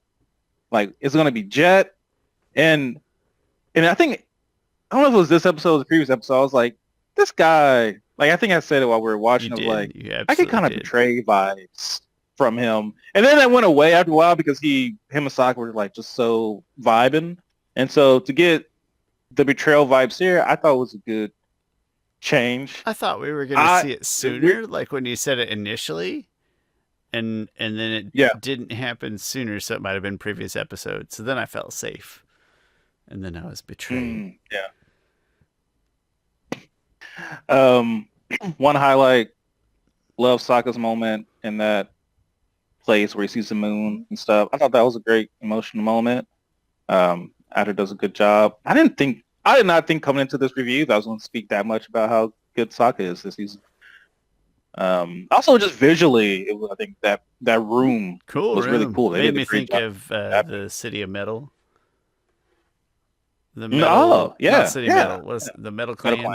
Yeah, that's what it made me think of. Which just fun. It probably isn't related anyway, but Just fun. The big things this episode is... Oh, go ahead. No, you're going to do it right now. Big things episode, we get to see past avatars. We get to see Kyoshi talk with Toph. And honestly, this passes one of my rules of writing of like, if something's cool, don't let knowledge get in the way of cool stuff. Necessarily. Don't let logic get in the way of really cool stuff. And I like seeing Toph talk to Kyoshi. I don't care. I'm a sucker for that. Chris, this makes way more sense to me. You're halfway in the spirit world already. You're not just by a shrine. This makes infinitely more sense to me personally. I'm gonna file this under missed opportunity. I think they all could have seen past avatars and had cool conversation. We could have seen more past avatars, and that this was the perfect place for it to happen. And I'm gonna say moderate. In a deep way. I'm gonna say moderate missed opportunity. So if the other missed opportunities are major, there's a step under that. Because I want to see more, and this is the perfect place to do it. These regular ass humans, pardon my language, it's getting late, in this library where it does make sense to me, especially near their stuff in the library. Missed opportunity. Yeah. And also I'm a sucker for Yang Chen. And also this actress is great. Yeah, she kind of crushed as Yang Chen. She felt right. Yeah. It's funny enough, when I was writing okay, wait, never mind. I've fan casted her in my head about different things or use her image for a character. Wait, why did I do that? Oh, I get it now. I remember.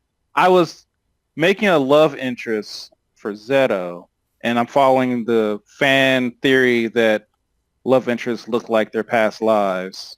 Or no, the love interests look like their future lives.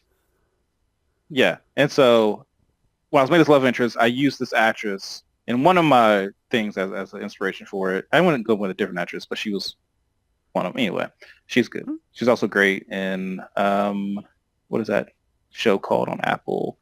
I forgot. Anyway. I don't know, but you said Apple, so it can't be good. Get out of here, Apple. Just kidding. No, it's a Severance. Severance. That's the show.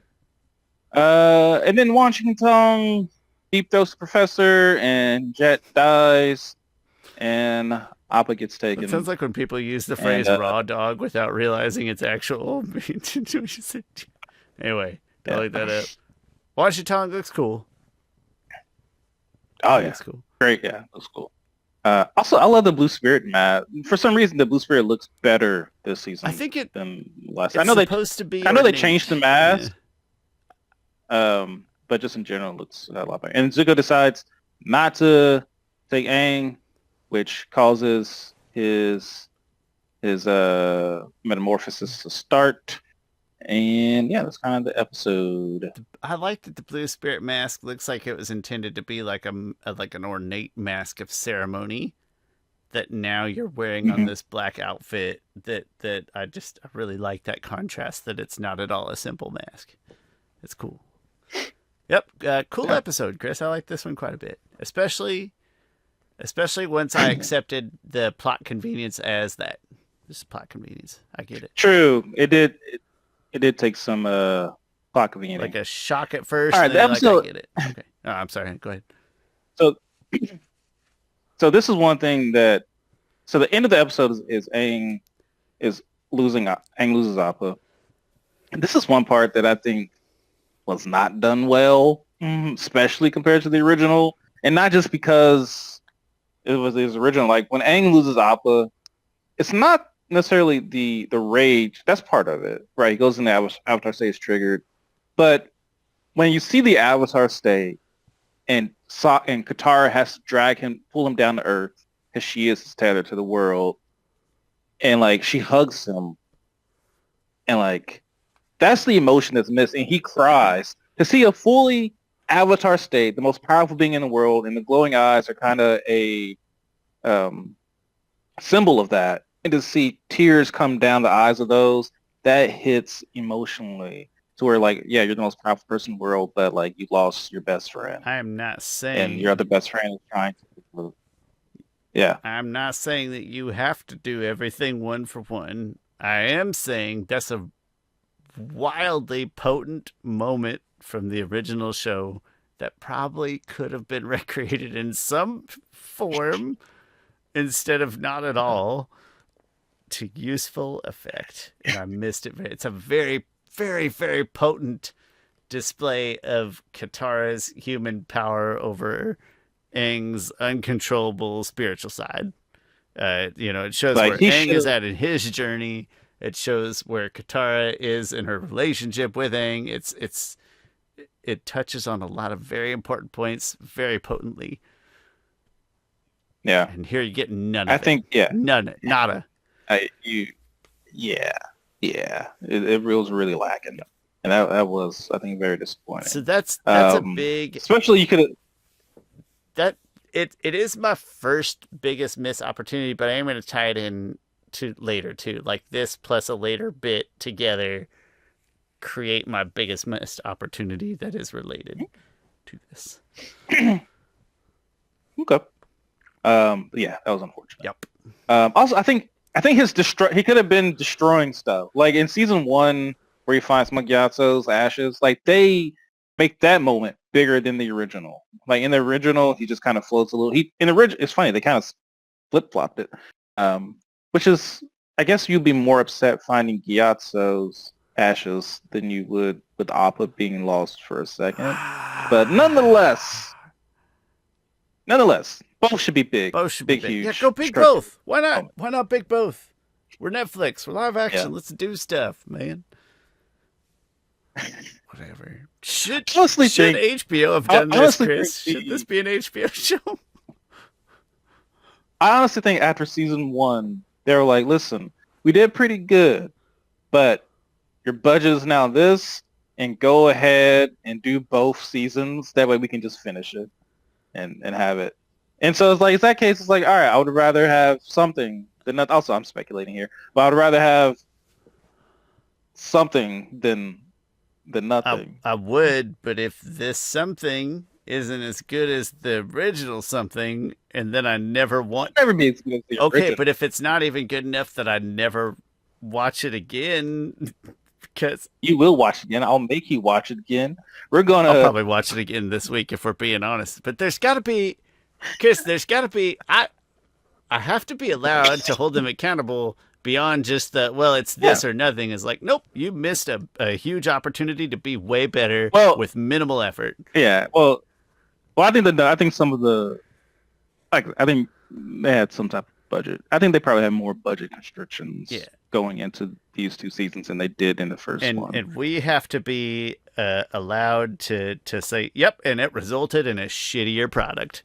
And we have to feel comfortable saying that and not just being like, well, if it's budget, I guess I'll give it another pass. Like, nope, there's an infinite amount of media on the internet that I have access to right now. And this is competing for... We give some things... We give Remembrances a little credit because of their budget. That was a much more sympathetic story. But also, a much more sympathetic story. It's like, do we fire people or do we do this? Also, I'm being speculative of the budget and stuff. So we do know in Remembrance's case that was the case. They're not night and day different stories in terms of the sympathetic context here, but the real difference is one we know for sure. And it is better than Netflix just being like, Well, because there's just also, I just don't think it would have taken a whole lot more budget for when he's going up. Like, all right, add a little more emotion and tears to his face and make Katara pull him back down. No, that part required, the tears and Katara putting him down, that requires no... Go ahead and... I think not much extra. That part I think is dumbfounded not to go ahead and chop some library budget off, because the library, Wan Shi Tong, the big metal clay and style room, those looked amazing. Can you chop a few bucks off of that and make Aang cry for me, please? I don't think you need a budget. Just grab the $5 bottle of whatever and make them cry. Yeah, whatever. They be CGIing tears nowadays. Though. There's one scene in here where I'm like, oh yeah, I don't think the actor can force tears, which is fine. Some actors can't cry on Uh, cue. I can cry on cue, I can't even cry but I'm when not I'm that. sad sometimes. I don't mean that masculine. It's just one of those things that I can doesn't. cry. I can cry on cue very easily. My imagination is. I recently. This sounds so. I went to my uncle's funeral recently, and like I was crying at the funeral. And most of the crying was just me going through situations of like, oh, this is my funeral. What would be Yeah, happening? and that's And not that to demean your kept uncle's me. death as much as like Yeah, it's not like it, like I was doing analysis of like, of like 80% of my crying is figmentations of my imagination. it's not a masculine thing. I think that crying is very healthy, and I think you should feel vulnerable in front of people. And yet, I guess I can't remember the last time I have. But on the plus side, Really? I've not had immediate family members pass away recently. You know, for example, the stimuli have not been there. Which anyway, Yeah. Chris, now that we're an hour 45 in, how about episode 6? Well, so we were getting episode 6, yeah. So episode We're 6 getting picks up there. where episode 5. I'm sorry, episode 7 picks up where episode 6 left off, and just come. But he comes right out of the Avatar state. They're like, don't leave the cliffhanger of him going to the Avatar state, and he comes right after. I mean, whatever. Yeah. Yeah. And then Team Avatar he's coming up with more plans. mad at Toph at the beginning of episode 6 than he is at the end of episode 5. So like it picks up right where it left off, but he's more mad at her as if it like took him a while to I work did up think instead of overreacting initially. he needs to get over the top thing It's because I get Aang's even in the original. I get Aang's original thing of like you didn't like that's a Appa, like you didn't reaction. save That's a us, big and then reaction to a thing. that is like you didn't have time to think about the Yeah, situation. I get it. But he continues to bring this up even later in their stupid, which we'll get to it, in their Yeah. stupid You've been teen over this. argument You've conflict solved thing. this. Aang, you yourself have seen the logic in Toph's choices. Yeah. You're being an a-hole. And in the original, when Aang is like 10, that might be excusable, but not with you're an 18-year-old man. Yeah. Just kidding. Just kidding. Anyway, Parable of Two Dragons. They make a plan. They make a plan to sneak in. I love the story with the Iroh has a story, giving a job to the robber, and at first I was disappointed. I thought the robber, the mugger, was going to make a great cup of tea, and I thought, oh, that would have been great. He found his calling. No, he made a bitter cup. That's better, But Iroh was actually. like, no, it is, yeah, yeah. Iroh was like, no, like we're gonna drink this and we'll remember how this feels. And when when you make a great one, you'll look back and be like, you'll see how far you come. I'm like, oh, that's great. Yeah. Um, There, get a couple. you get the Earth King plan, which is very risky. It's very risky, but Yeah. well enough executed on screen. Their plan to infiltrate and see Yeah. the Earth King. I think that's good. Mhm. I don't. There was a little bit of part of me that was like, oh, are they just going to infiltrate the way they did in the original? Which is like that's also a big moment in the original where they attack the Earth Kingdom and like it's just Team Avatar versus everything. That would have cost some money. This is a That would've place where I cost- get like, okay, let's not have half an episode of them fighting the Daily. Ah, I get it, and I appreciate the way that they went. Again, maybe a hair plot convenience, but I was completely fine with it. You get let's A story, B story, or well, without picking precedent. But this line of the story will kind of go the whole way through. I even like the way that they have this revelation with this weak Earth King, and you kind of see you get the Earth King's turmoil, and then you get initially he's like, oh, it's going to make me throw up. And then Katara has a parable, and then he's ready to listen. And then you get the Earth King is cheating. Yeah. It hurts. It hurts. It's Aziz Ansari when he's upset about anything. Ooh. And then I did sound more like Aziz Ansari there than cheating. there's a moment. Sorry, there's a moment earlier where you sounded like Abed sounding like Troy. And I don't even remember what you said. I just thought you sound like Abed imitating Troy. Sometimes I like football and then I don't. That was some great acting in that episode. It's great it's acting. great. Also, yeah, that's a whole different conversation for a different day. But anyway, I like the Earth Kings up and down. I like they've got him. They've got him listening. And I do think of all the opportunities that are missed, I do think they do pretty decent with the Long Fang revelation, let's call it. It's not a betrayal, I guess. Well, I guess it is. But I do think they do okay at the revelation, and I think they do a nice job of allowing his story to let you see all the different dots connected of where he got this information and that information to craft his story. I think they do a nice job. So one of the better things that were done a little bit better or more elaborate and thoughtful than the animated show, I think, personally. Yeah. Although I would say the Azula Tylee May part of this, like, well, where's the Puppet King, like having a full name for it and everything. And it's like, it's a little corny, but whatever. Shadow Ruler. Shadow Ruler is okay, fine. It's a little. I mean, I like that they were able to decipher it. I don't. That feels so. I don't know. They sounded so deterministic about it. It's like, well, come on. There's a little gray area in there. Whatever. It's fine. It didn't bug me at least. Yeah, they reached a conclusion with about 50% evidence. Yeah, something like that. Like I needed a little more found it. But I mean, I don't know. It was a nice way to get them inside the walls. Yeah. All right, and then we get to this honestly might be some of the worst writing, some of the worst moment in Avatar history besides the movie that shall not be named, the Last Airbender, that I will name it. The teen drama, the teen drama stuff. I think a lot of this conflict, I get oftentimes in writing, you're taught, there needs to be tension and conflict.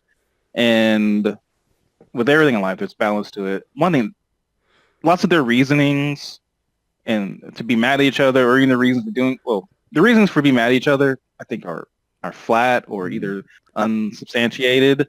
And they just keep arguing in a circle and it just keeps going on and on. It's like watching... It's like a high school play, man. It's what it feels like. Like you have to wait on everybody to take their turn to say the next mean thing. It feels very unnatural. Yeah. And then on top of that, the writing.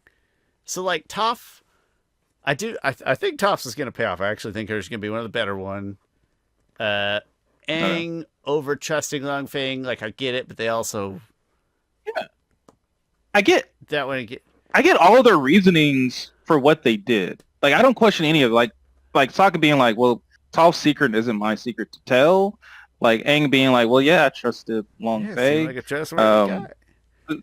Yeah, Katara being like, well, yeah, I was going out and helping people.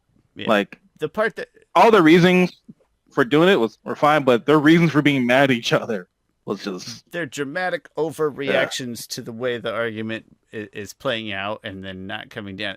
It feels super teen angsty, which like, okay, I get their teens like, no, but they're not idiots. We're talking about people have been through a lot together to this point. The only one that they really feel justified, and it's just because I feel strongly about that little story beat, is that they know Toph the least, and her crime, that's not even her crime, but it is the most egregious. Like, your parents are making war machines for the Fire Nation. Like, that to me hit the hardest and would have the greatest effect of, okay, fine, well, my mom's in town. I don't need this crap. I don't even know you guys that well. I'm going home. And that's the one that felt the most valid to me. Yeah, yeah. The rest of them... But then Aang, again, blaming Toph for losing Appa. Aang, shut up. God. What would you have done, Aang? Would you have gone into like a weak half Avatar state? And yeah, like, did you want me to leave you there? And then we have you all won't be standing here to argue at me. Get deep throated by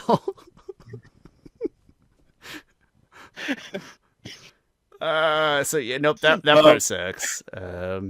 Yep. Yeah, it really sucks. It really does. Like that, I didn't mention this in our spoiler review, but I feel like season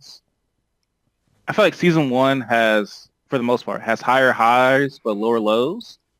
But in this season, a little bit more consistent, except for that moment. That's the lowest That's moment. fair. Everything else, I don't think reaches that moment. But yeah, that was pretty bad. Nothing reaches entire Spirit Knife plotline level lows except for this one moment.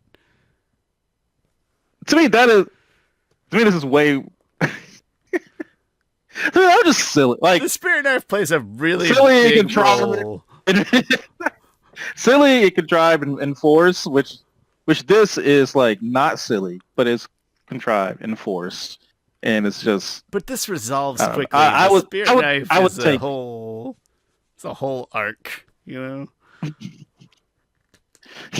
I guess I kind of get their reasonings for this. Well, not really. No, No. You could try, but you don't. You stop it. No, I agree with you. I think the season one. You have my knife. Like what? Your knife? Season one has some like lower lows where it's like some of the writing's rough and then the acting's rougher. And this season, some of those things get mitigated by better acting, better bending, looking appearance, things like that. So I agree. Then we get the moment with Iroh and the White Lotus. Great freaking moment with him and John Jong. Love seeing just that connection between Iroh and John Jong. And they're like, John Jong was the general to Lieutenant, and John Jong left his stance or whatever and left his soldiers to die, and one of them was Lieutenant. And then John Jong asked him like, well, what would the Dragon of the West would burn me alive for saying that? Like, what would you say? And Iroh's like, I'll ask your forgiveness for me ordering you to do all those terrible things. Another one of the probably a top 2 or 3. Yeah, we'll get to that in a couple of weeks, right? But a top moment for sure. That exact moment you just described, that did not let down. Again, Iroh having to confront his worst nightmares head on. His dead son, the people whose lives he ruined in other ways inadvertently, having to stare him straight in the face in the name of progress. He does that. And then he takes that knowledge. Actually, I might be out of order here, but I'm going to keep going anyway. But to take the knowledge and these convictions that he has that he's learned in the past episode or two back and confront Zuko with this choice without telling him that you have to live a certain way, but just that I won't butcher it, but just the Batman speech of not who we are, but what we do that defines a speech, and to bring that back to Zuko, which is also a great moment. I think that's after. Yeah, and my point before about like Iroh and Zuko being parallel to each other, and then they diverge. Like Iroh, he says like, I was trying to teach you how to be Lieutenant, and I realized like that was wrong of me. Like you need to be your own person. And so to me, like Iroh at first was trying, like Iroh's probably idea of what Lieutenant would be just Iroh, right?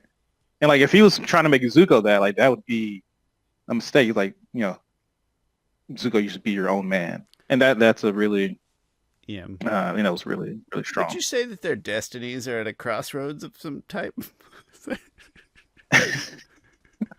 or it's just something broken. Or it's something broken. No, this is the one, just to clarify, though, we do like this title, Parable of Two Dragons. That's acceptable. We get it. And then they actually tell the Parable of Two Dragons, which is way too long. Azula actually tell. It was. The name fits way better as a metaphor for Zuko and Iroh than it does for the actual story told. Well, yeah, I think the thing is, it was a metaphor for Azula and Zuko. But yeah, it was so funny. long. I took it as Iroh, and the Dragon of the West, because they said the Dragon of the West verbatim and showed him changing away from that person, right? So he was the other dragon. Interesting, though. Oh. Good for us for interpreting. But yeah, it was a long parable. Oh my God, it's like, I think you said it, like, Jesus' parables are pretty short. We quote that book or that chapter, one bit at a time, and it does the job. And then, Chris, it made me think of the Rush Hour 2, the Golden Dragon story, and then I had to go watch both Rush Hour movies the next day. Sorry, the first two. I did pay more attention to Azula's little speech or parable the second time, and I'm like, you could have one thing. And then they gave names to the dragons, which made it hard to follow. should have just said the small dragon and Yeah. the weak dragon, the strong dragon. Mm. Like, you gotta make this easy to digest. I know that sounds like I'm lazy, but No, it's a parable. It's kind of supposed to get something much like Chris, much like a montage, and how it's supposed to be a shortened, demonstrative piece of a longer thing. That's what a parable is to a story. episode 7 starts with a flashback. Aang meeting Appa, and it's really Mm. cute. And we were trying to follow which animal was Appa. It was like picking But- the rock under the hat. Yeah. Let's see. You kind of see where the character's at. Toph's talking with their mom. Her mom drugs her.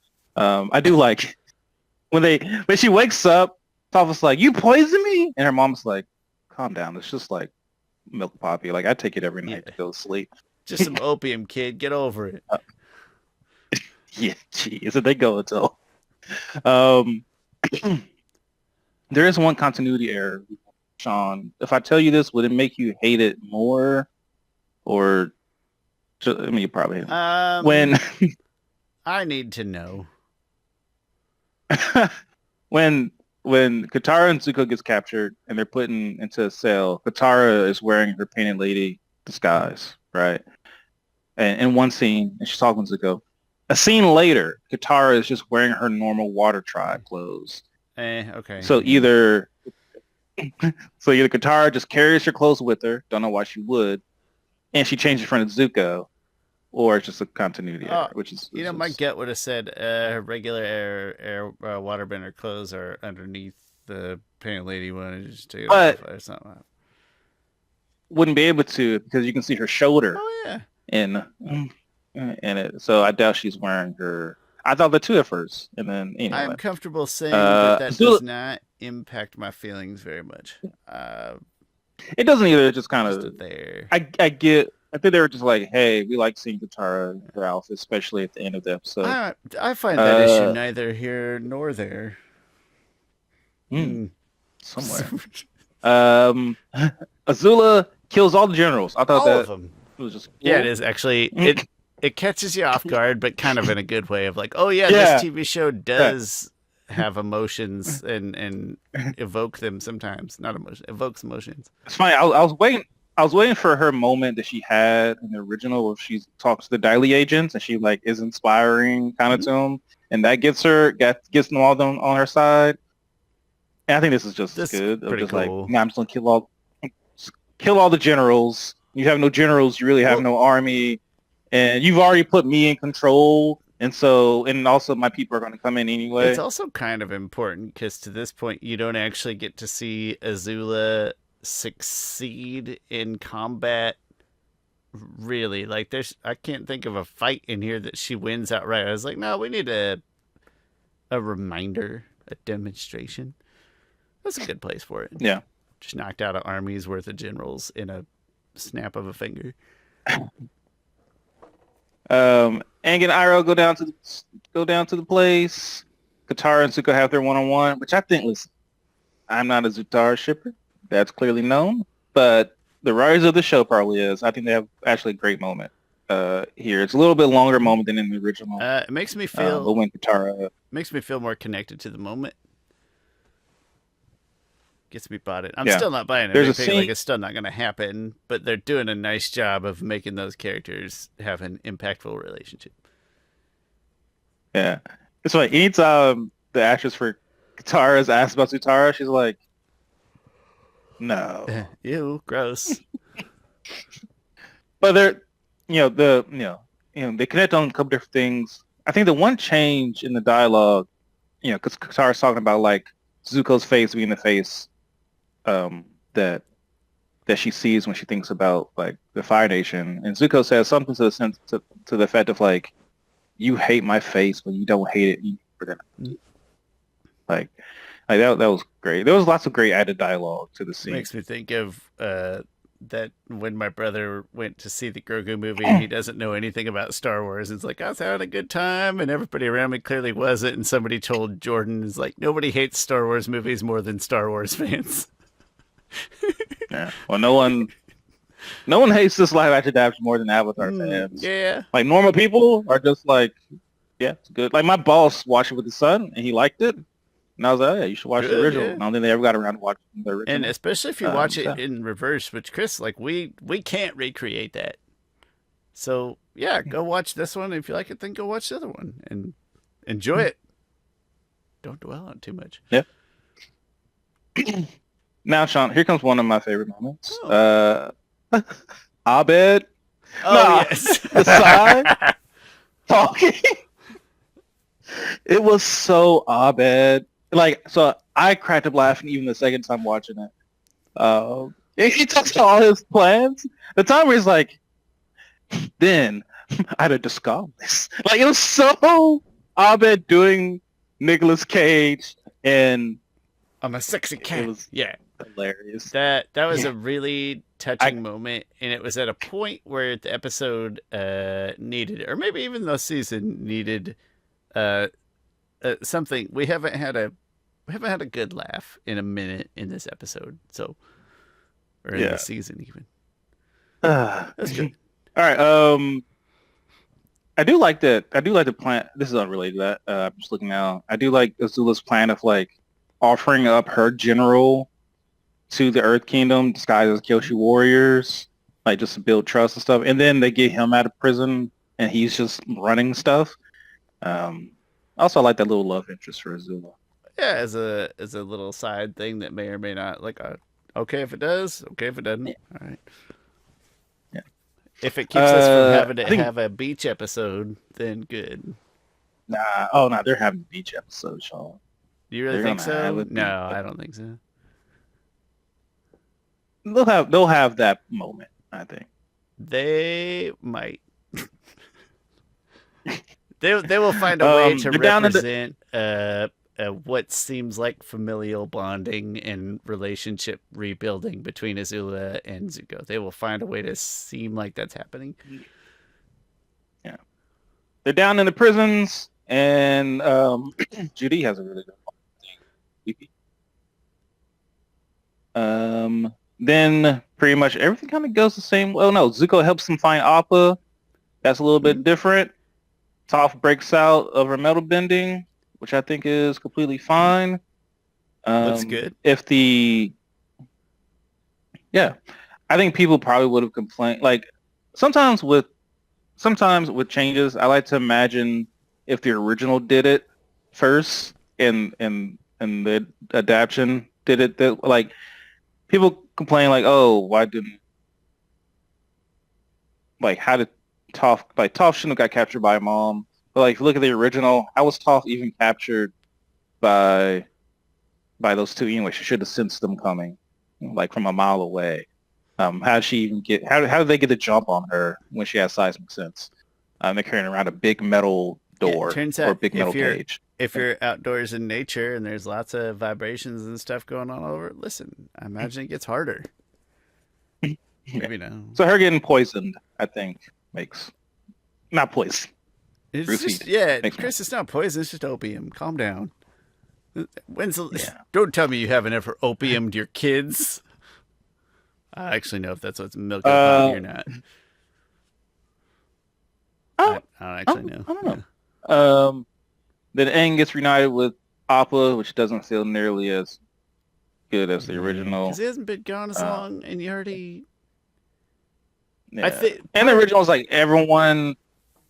Part of the original is also there's a moment of like the Appa's lost days and seeing Appa's journey, which I don't know how you'd recreate it, but that is part of the pain. Like you see the pain that Appa's going through alongside knowing the pain that Aang is going through. Yeah. And I think that's important. But also I think it helped that everyone missed Appa. Like this feels like only Aang misses Appa. But the original is like they all jump on him like Appa. Like and also, just him being gone for so long. Whereas in this one, everyone else is just kind of like, yep, what's next? You know? Yeah. He'll turn up. Azula and Zuko have a fight. And this is an interesting thing about Azula to me compared to the original. I think this Azula is like... I think she actually cares more for Zuko. And also she cares more for her mom. Like, this end here where she's like, listen, I don't care to kill you. Like, I don't want to kill you. And she's genuine of like, you can join me or you can stay down here. That's your choice. I think Ozai being and when harder she on does both not of them makes the empathy between them feel Mhm. good. Yeah, yeah, yeah.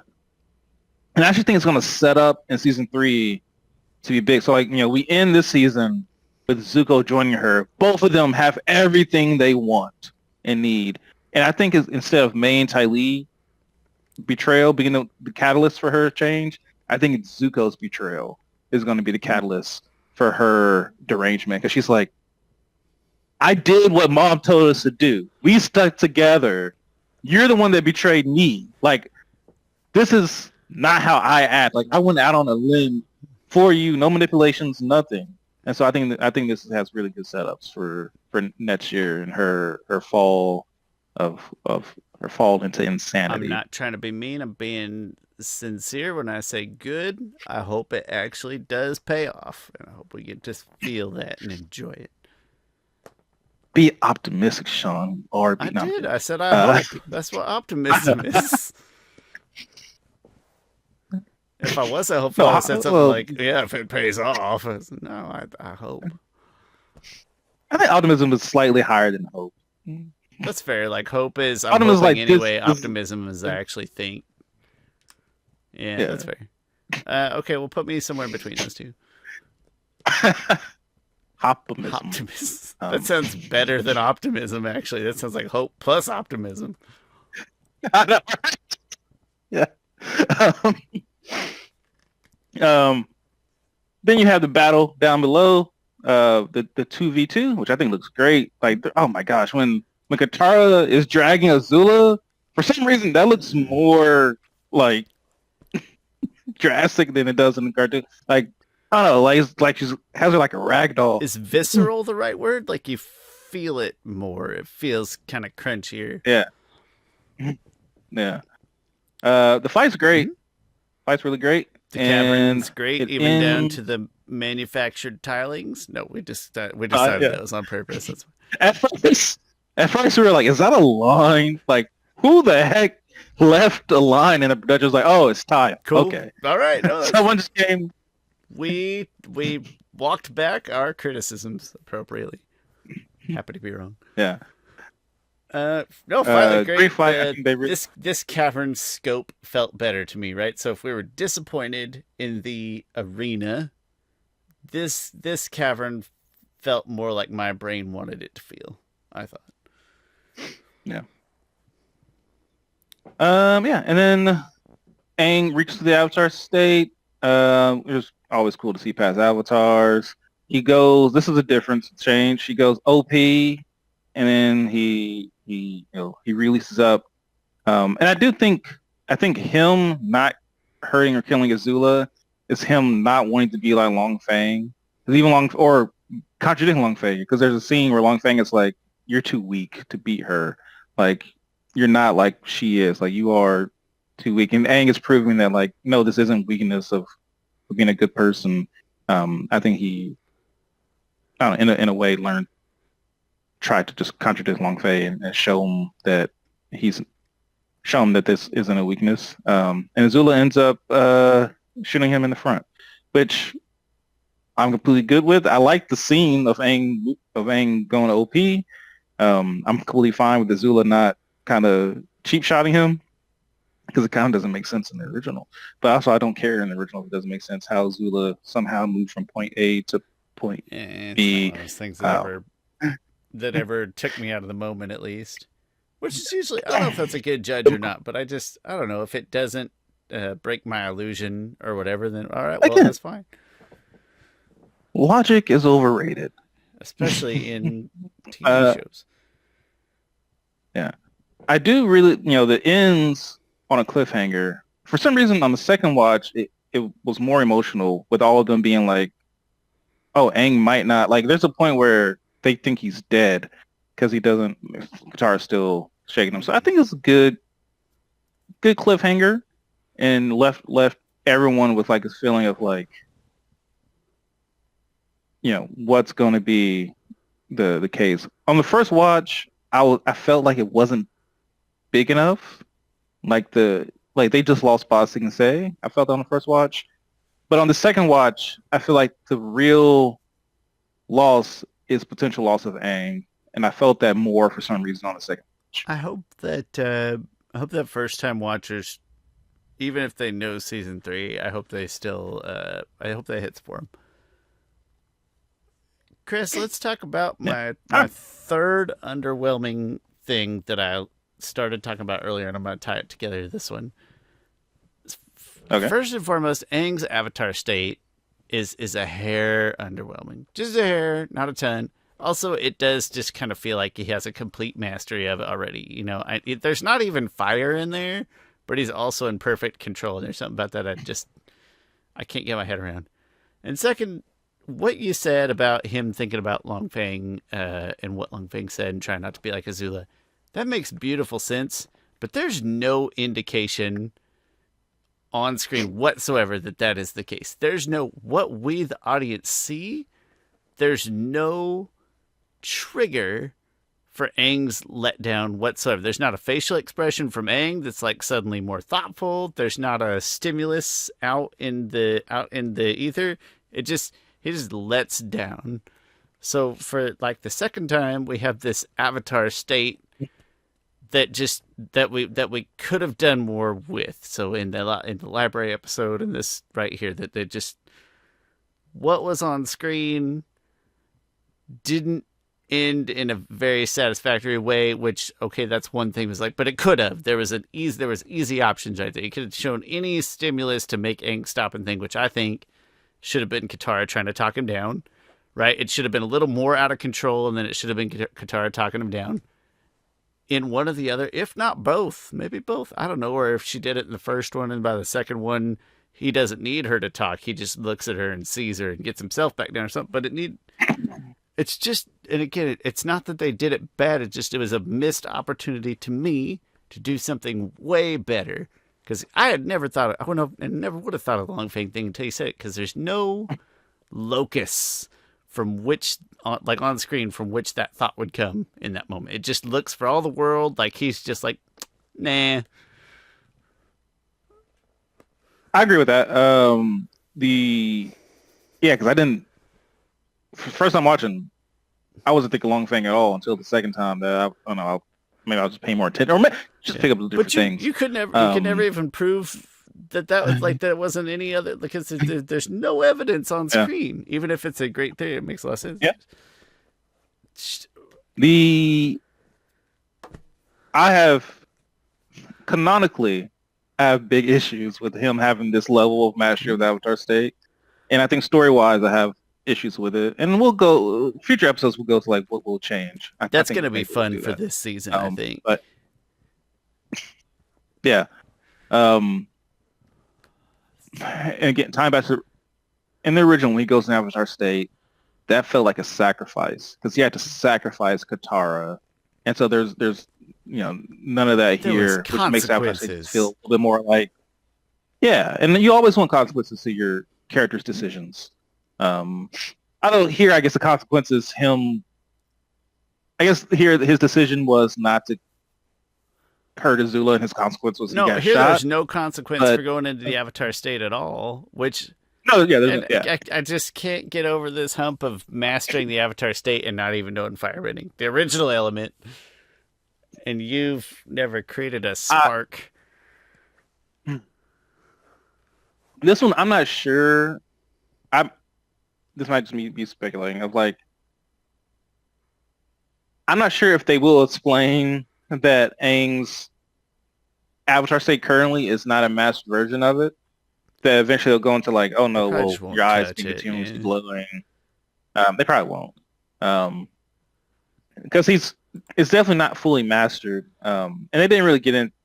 Like, stuff around the Avatar state, I think, should have been more delved into and really should have been a central plot point throughout the whole series. I would go ahead and say the thing I would change most is that I would introduce one of his arcs across I'll go and say it because I'm saying it already. I would have introduced. I would have, Aang was really mad at the beginning of the episode, and I think you could have been like either not make him mad, or if he's upset, he's trying to get these people on because he doesn't want to confront the Fire Nation because he might trigger the Avatar state again and go out of control again. So then you start the season being like, well, Aang, you need to learn how to control the Avatar state. He goes through his chakras and stuff, goes through the Katara part, and then at the end of this, he decides to sacrifice Katara. And you can figure out whatever plot points or whatever things to put in there to whoever needs to teach them that or show them that, whether it's the guru or the avatars. But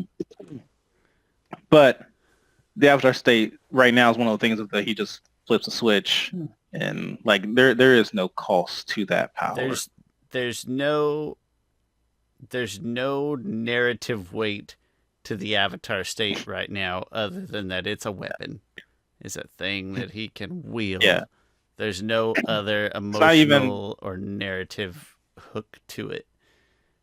Yeah. He mentions it a little bit that he was out of control, but well, he can say it and then we can not see it, and that could be problematic. But it's almost like the problem, his current problem is that it's not controlled. But his problem should be, what is the weight of that power? And also, like, can I get it under control? Because the weight of that power is so big and grand. And it's just not a consistent narrative. And I can't stress, I'm gonna beat this dead horse. It's not that it's bad or wrong. It's just a missed opportunity to do it better and more interesting. Yeah. Anyway. That I think it ends on a good note. And like the battle. Mm-hmm. And I liked her healing them. Oh yeah, we didn't get to. It's generally a good episode too, for whatever that's worth. I consider this a good episode. Yeah. Chris, I am ratings. Yeah, I think I'm excited to talk about ratings. Are you excited to talk about ratings? Yeah, I'm gonna give mine before I give yours. Before I give yours, I don't know what yours is. Sure. Season 1, after my rewatch, I give season 1 an 8.5. I think I was probably like an 8 before. Okay. But this most recent one, I was like, wow, there's lots of really great strong stuff here. 8.5 maybe. This season, I'll give it 7.5. Maybe it's 7.5. I'm good with 7.5. I enjoyed it fairly a lot. Just the sense of discovery of like, oh, what are they going to do? Are they going to have this character, that character, this plot line? Like, and I think they arranged it pretty well, and pretty good. So yeah, and I think so much stuff improved. The acting, the effects, the fighting, stuff like that. I do think, like I said, the biggest problem is it lacked the emotion that it really should have had. There's some unforced errors here and there. So yeah, I'm giving it 7.5. Lots of unforced turnovers. I will. So I think on season 1, I think I was about exactly a point lower than you, right? So if you started at an 8, I probably started at a 7. That feels right. This one, I'm gonna stay a point, but it's a 6. If I had to bucket it, I liked the audio visuals. Again, thinking about acting, how everything looked and felt, was good. Narratively, I liked the way they rearranged the story, even if some of the writing was really bad. So I'd ding that. I'd put a nasty ding on the writing, even if I liked the way the bigger pieces moved around. And then that X factor, that memorability, is there would be the things, those big missed opportunities to tell a good, interesting story will always hurt. There will always, such easy opportunities to tell a better story will always sting, and so I would knock it really hard for that, I think. A 6 represents my feelings pretty accurately, I think. Yeah, I feel like I do wonder if that's me just being optimistic. Optimistic. If season 3 if season 3 is like really great, do we look back at season 2 maybe in a more favorable thing? Maybe a couple stuff they're setting up. I don't know. That's being a very speculative I mystic. would be willing to. Um, Yeah, like if you nail season 3, will I allow, some stumbles if you still I'm win the actually. game? Sure. Sure. It's funny. I think even though season one is, I think, is better than season It is two. for sure. I am more excited. I am more excited about the future of the show after this season. So I think they're setting up a lot of great stuff for season three. Um, a little unrelated or whatever. I still think though that this adaptation, for what it's worth, is the best anime or animated series to live action adaptation of like, fantasy or anime type of stuff.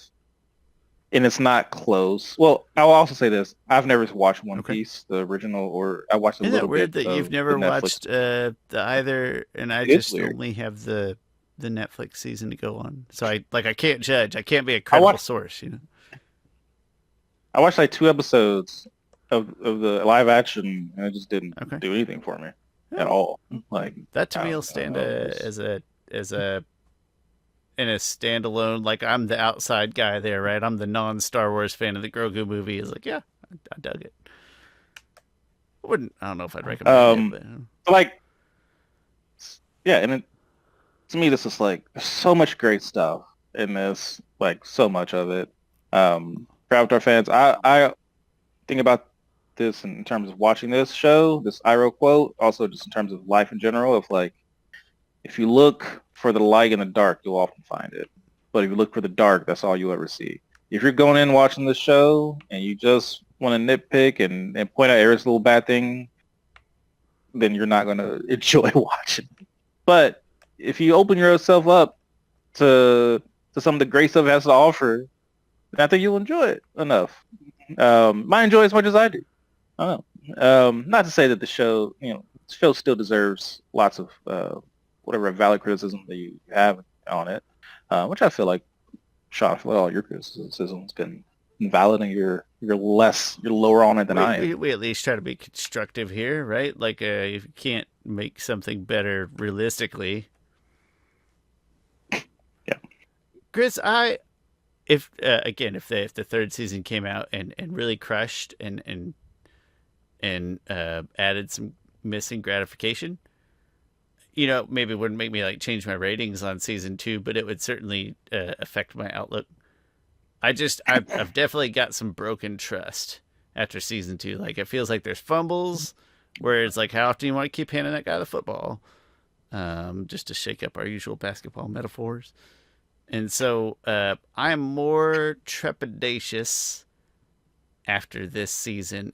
Chris, if I didn't know, from you telling me that like season 3 was already filmed, I would worry about what changes they would make after people's reaction to this season. If that makes it, like, I wouldn't worry that they wouldn't do it. I would worry that, like, oh well, the fans didn't like this and that, so we got to react. So it's better probably that it's already done.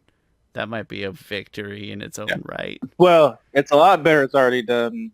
The viewership is, it's hard to say. So the viewership for the first 4 day of viewing was down 59% from season one's first Okay, 4 days. that's pretty steep. To put that in context, One Piece, which is honestly probably the only comparable I can Well, because think the only of, one that was isn't down. just known as garbage, right? Like, Yeah, the rest are all just universally panned.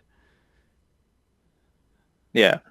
And also I can't think of another like Netflix show that's in the same realm of these two Like shows. budget and But popularity and One everything. Piece, yeah, One Piece was down 9%, maybe Okay. 10%. So so I'm glad they already filmed. Like like I almost don't. I do care about the quality, but I really just want them to tell a complete You story. we've said this I, before too. I mean, you can tell a good story without a huge budget, or honestly without even great production quality. And I stand by that, and therein lies the crux of some of my issues with this one. But I will say, just to reiterate something important to our thoughts throughout this entire process, they do and have made meaningful rearrangements and changes that are good and valuable and make it a different experience. So exactly. That's what adaptation should do. Mm-hmm. Like I couldn't imagine having if the live action was like a 1-for-1, like 90% of 1-for-1. They just like took some stuff out. Like when I'm watching it, am I like, oh well, I can like why am I even why am I watching this? Like it's an adaptation. Also, you want artists and writers to be free to create the art and stuff that they want to create, but again, while still being true to the source material. But that's what these writers get into do. That writers don't get into just take the script from the episodes and just copy and paste. They don't care to do that. That's not creatively I would go interesting. a step further and say even that we're watching in the context of Avatar people, but maybe I mean you have to make a product that stands alone on its own as a profitable quality entity, right? Or you can't. I don't know. Uh, Either way, there's plenty of good in here. I look forward to a second watch. I do need to finish my season one. I think, unfortunately, I think watching season two now has maybe, like I said, I think I need some time. Maybe I'll take a breath. I'll sleep on a little bit before I get back into everything, because I think some of my disappointments with season two affected season one negatively, and I don't want that's not fair at all. But to come back and rewatch the whole set again and see how I feel with Heather. She hasn't seen any of it yet, so sorry, she hasn't seen season two at all, and she hasn't rewatched season one yet. So we'll see. Looking forward to doing that. Chris, it's we've been recording for 150 minutes. What additional thoughts do you have? Final thoughts? Got a lot of not the final thoughts on the show. We probably got like 3 more weeks Oh, worth of, yeah, yeah. of You got three more podcasts things already around lined up. and then we'll get to community, and then we'll get back to probably some type of topic around regular Avatar, not regular OG Oh wait, Avatar. the community episode's funny to me because This is like diet Avatar. I'm super excited to talk about Community, but it's sort of funny to have Community be like an inside joke of like the thing that's always on the horizon, but we never do. That feels like a Community thing, the right approach to it. And so we should just keep talking about it every week forever and then never. That would be. Thing is, I was thinking Dan back like Harmon. when we first, I think was it in March that we were like, oh yeah, February, March, something like that. we'll do a community. Yeah. But hey, that's just if we don't do it, this because we had other good Avatar ideas. It's not a bad thing. And Community is not going anywhere. It's gonna be fine. And then I wanted to binge Community before we do a community episode, and now it's been like probably 3 weeks since I finished. Maybe it wasn't that long ago, some time ago. Yeah, I'll rewatch it again. I happily rewatch it again. Try to convince Jordan to watch it the other day. I was like, listen, even if you hate it, it's like 2 long seasons and 4 short seasons. No, that's not true. 3 long seasons. It is shorter than 3 short seasons. It is shorter than you realize. Yeah, those last 3 seasons are all like 12 episodes or something. It's not long. Yeah. Anyway. Yahoo. All right. Well, that's probably enough time from us. That's a book episode right there. We probably did it for the first season. I know, yeah, it is book. Hey, my name's Shawn Taylor. That's my friend Chris Ford, aka the Objective Geek of YouTube and Blue Sky fame. And this is Avatar: The Last Podcasters. Thanks for watching. All the positive. I'm going to play us out. Oh, yeah, please do. Hey, I forgot the name of it. Remind me the name of the thing. The instrument. A kalimba. I keep wanting to call it a marimba, but that is not. It's not the same thing at all. And leave all the positive interactions and comments and reviews and likes and thumbs ups down in the description. Do that for us. I'll leave the information in the description. Thank you, and we'll see you next time. Go ahead, Chris. It's just leaves from the vine. Whoa, that was the wrong key. Jeez. You might have to come closer to your mic, too. Okay. Okay, Discord is so good at filtering out, I can't hear a thing. But Discord's really good at filtering out background noise. Right Okay, up in one your second. business. Get it.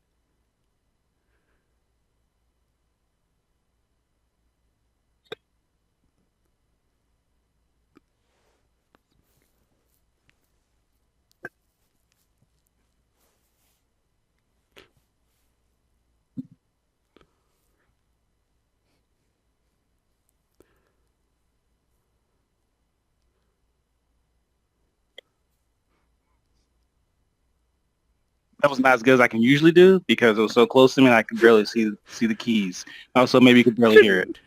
Could not hear a single note. But I'm leaving this in Never here mind that. because Wow. your spirit was in the right place, and people can just deal with that. Nope, couldn't hear no Discord. Can you No, hear it? I can't hear a thing. I every once in a while That's what's funny. funny, Chris, is you could hear a click, like I could hear the click of the metal, but not the note it produced, which is kind of funny. Listen, I promise that Chris can play that song on the kalimba. I've heard it with my own two ears, and it's great. So, Chris, I'm leaving that gap in there, and everybody can just meditate during that time and watch you gently bob your head back and forth. Yeah, I can. It's funny. I can hear the clicks, but not the tone. Discord mutes the tones. So That's wild technology, though. you didn't hear that Not just a now? thing. Just a. I hear it. I hear a. Tick. Yeah, just a click. Oh, oh. Do like in a row. Like I heard multiple when it was sort of together. Yeah, that's weird. When it's like really combined and together, I can hear it. Huh. Anyway, Anyway, listen, it sounded great. I believe it in my heart. it's a I don't failure. hope it sounded great, Chris. I optimist that it I did sound practiced great. for hours for this moment. And did you know? Discord's probably got like an easy sound filtering button right in front of our faces. We just never click buttons because we never had to. All right, y'all have a great night. We'll see you later.